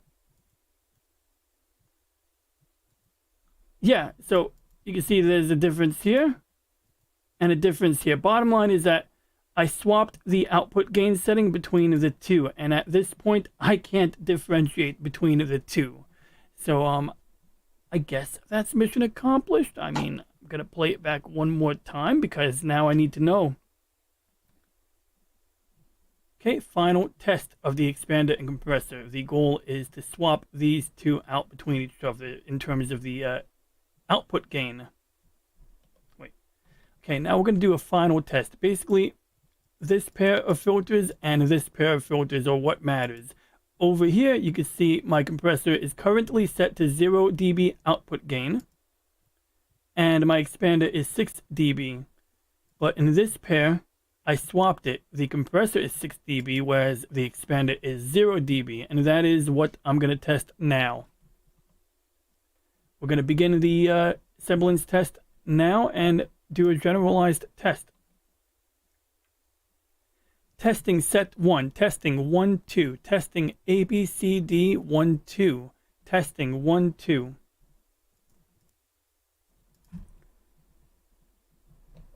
Second set, ABC 1, 2, testing ABC 1, 2, testing the second set.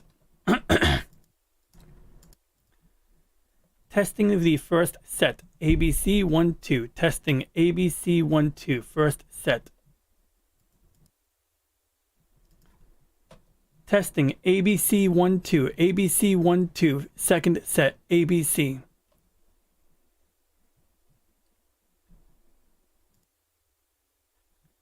ABC, testing ABC. ABC, testing ABC. Okay, and that's about to conclude my effort here. And so we have a recording over here. We're going to test out the last recording, and we're going to loop part of it as well. Testing set 1, testing 1, 2, testing ABCD 1, 2. Testing 1, 2.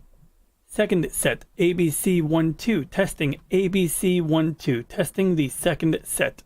Testing the first set, ABC 1, 2. Testing ABC 1, 2. First set.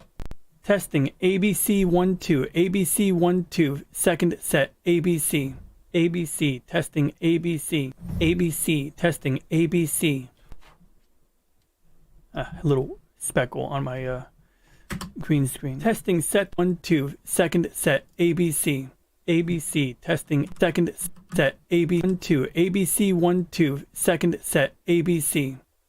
ABC, testing ABC. ABC, testing C, testing AB set, ABC. ABC, testing ABC. ABC, testing ABC. ABC, testing ABC. ABC, testing ABC. ABC, testing ABC. ABC, testing ABC. ABC, testing ABC. ABC, testing ABC. ABC, testing ABC. ABC, testing ABC. ABC, testing ABC. ABC, testing ABC. ABC, testing ABC. ABC, testing ABC. ABC, testing ABC. ABC, testing ABC. ABC, testing ABC. ABC, testing ABC. ABC, testing ABC. I can't. I'm like, I'm spurging out on this here. So from what I can figure, the sound has more sibilance when I'm using the current setting. Therefore, if I'm getting more sibilance on the current setting, testing 1, 2 sound setting ABC, that means the second setting or first is ABC, testing 1, 2 is less semblance over here. It's more muffled, less semblance.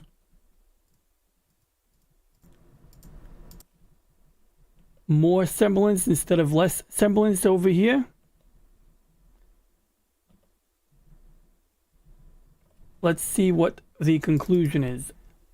Therefore, if I'm getting more sibilance on the current setting, testing 1, 2 sound setting ABC, that means the second setting, or first, is ABC. Testing 1, 2 is less semblance over here. It's more muffled, less semblance, more semblance instead of less semblance over here. Okay, I think we've locked it down. After spending 90 minutes going over OBS, compressor and expander and other OBS filter settings, and then spending another 90 minutes of my, alone going further, about like an hour and 20 minutes of time alone doing this, I finally arrived at what I think works for me. Basically, these two and these two are nearly identical, except on this pair over here, I'm using 0% 0 dB output gain on the compressor and 6 dB output gain on the expander. But down here, I swapped it. Instead of the compressor being 0 dB, the compressor is 6 dB and the expander is 0 dB. So I just kind of swapped the output gain settings between the two pairs. Oh, no, I don't want to delete that. And so bottom line, I believe this one, even though I get more semblance, more of that snake hissing sound, that it's better than this, because these two, when I swap the output gain, it seems like it muffles certain parts of the audio a little bit and is less flattering. So bottom line, just to confirm details for anybody who's in doubt, the compressor is responsible for preventing us from getting too loud, preventing us from being in the red zone, whereas the expander, as it says here, is responsible for suppressing background noise, and that is why it's completely silent when the expander is running, and when I turn off the expander, now you hear background noise.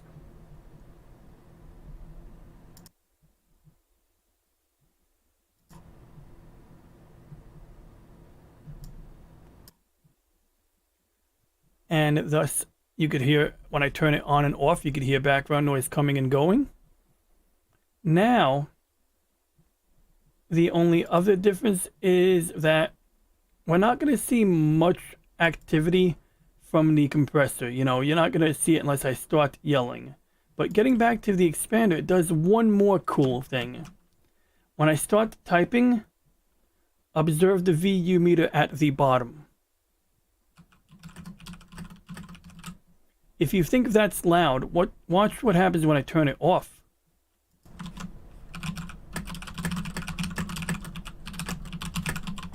So when I type, it's going into the yellow zone. In general, it doesn't go into the yellow zone when I'm running the filter, unless I type loud or hit the space bar. But if I'm trying to type quietly,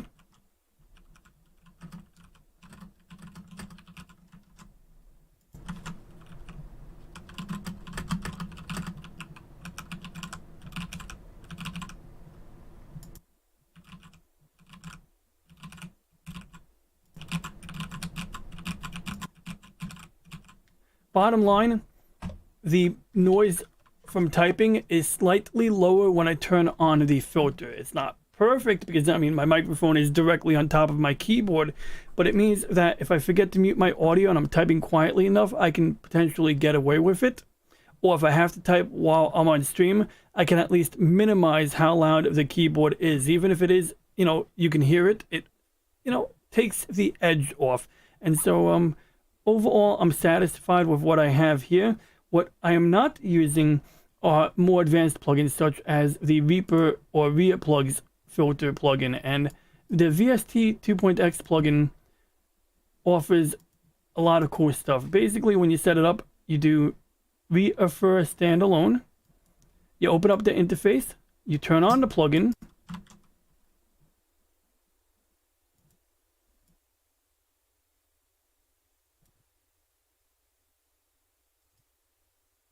and I just remembered something. Normally, I don't use this filter alongside the compressor and expander, but in this case, I am. So what I just did was, basically, I told it to listen to the background noise in order to build a noise profile. And it did. It drew a little red line to match up with the yellow peaks. And so any noise that is below that red line threshold is going to be blocked. If I disable compressor and expander,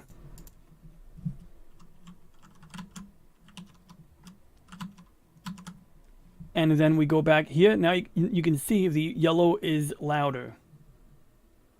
Not much louder, but you can see the baseline is a little higher when I'm not using my compressor or when I'm not using my expander filter in particular. And so if we build a new noise profile, once again, when you click this checkbox, you must remain silent. And then when you uncheck it, you can begin talking again. This checkbox will move the red line up.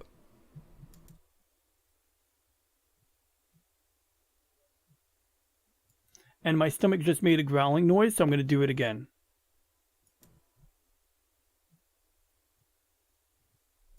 Now you might notice that it jumped a little bit over here because of the noise of the hard drives in my computer. And so if, let's say, I feel like this red line is a little too high, I can hold down the control key on my keyboard while dragging this, and I can bring down the entire red line. And I usually do that in the summertime because a lot of times the air conditioner will make noises that cannot be heard on stream, but that show up on the right side in the high-pitched region of the, histogram equalizer, whatever. And so I say, you know what, let's let some of that noise in since it's not hurting anybody. And that helps so that I can, keep the waveform similar to what my voice normally sounds like. And so at this point, if I wanted to, I could say, you know what, this left side here is too aggressive. Maybe I want to bring it down a little bit. I could do that. I could let a little bit more bass in. Whoa, whoops. Now there's one big flaw with this plugin. You can't undo. So if you have to redo everything, you got to reset it. Or start over by making a new noise profile like I'm going to do right now. Okay. And whenever I click my mouse pointer, it jumps a little. So I'm going to try moving my mouse under the desk and do it again.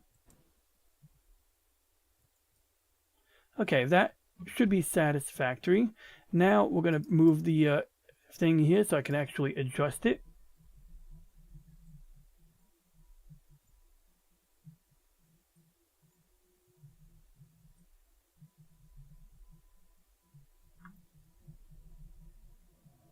So basically what we're doing is we're letting some background noise in.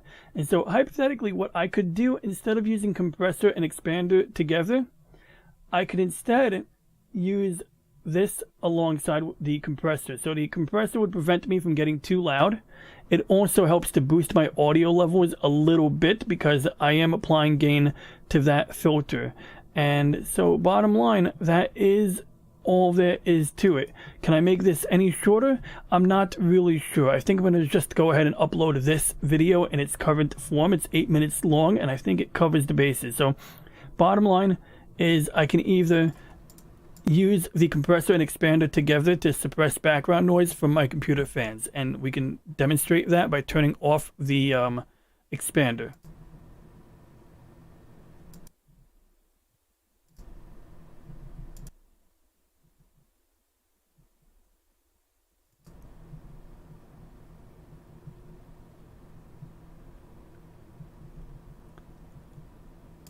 Alternatively, instead of using the expander filter, I'm going to go and turn on the VST plugin instead. So we're going to turn off the expander.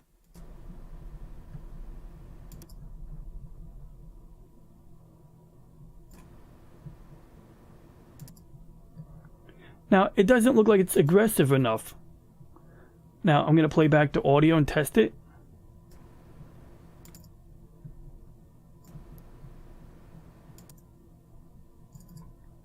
But what I can do is I can bring it higher.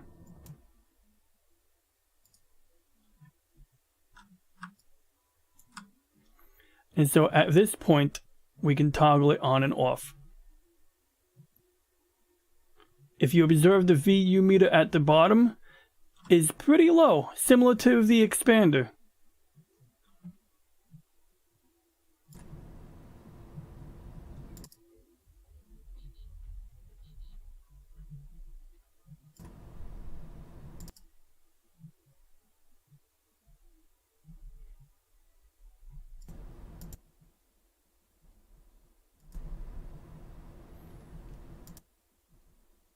Testing 1 2. Testing 1 2.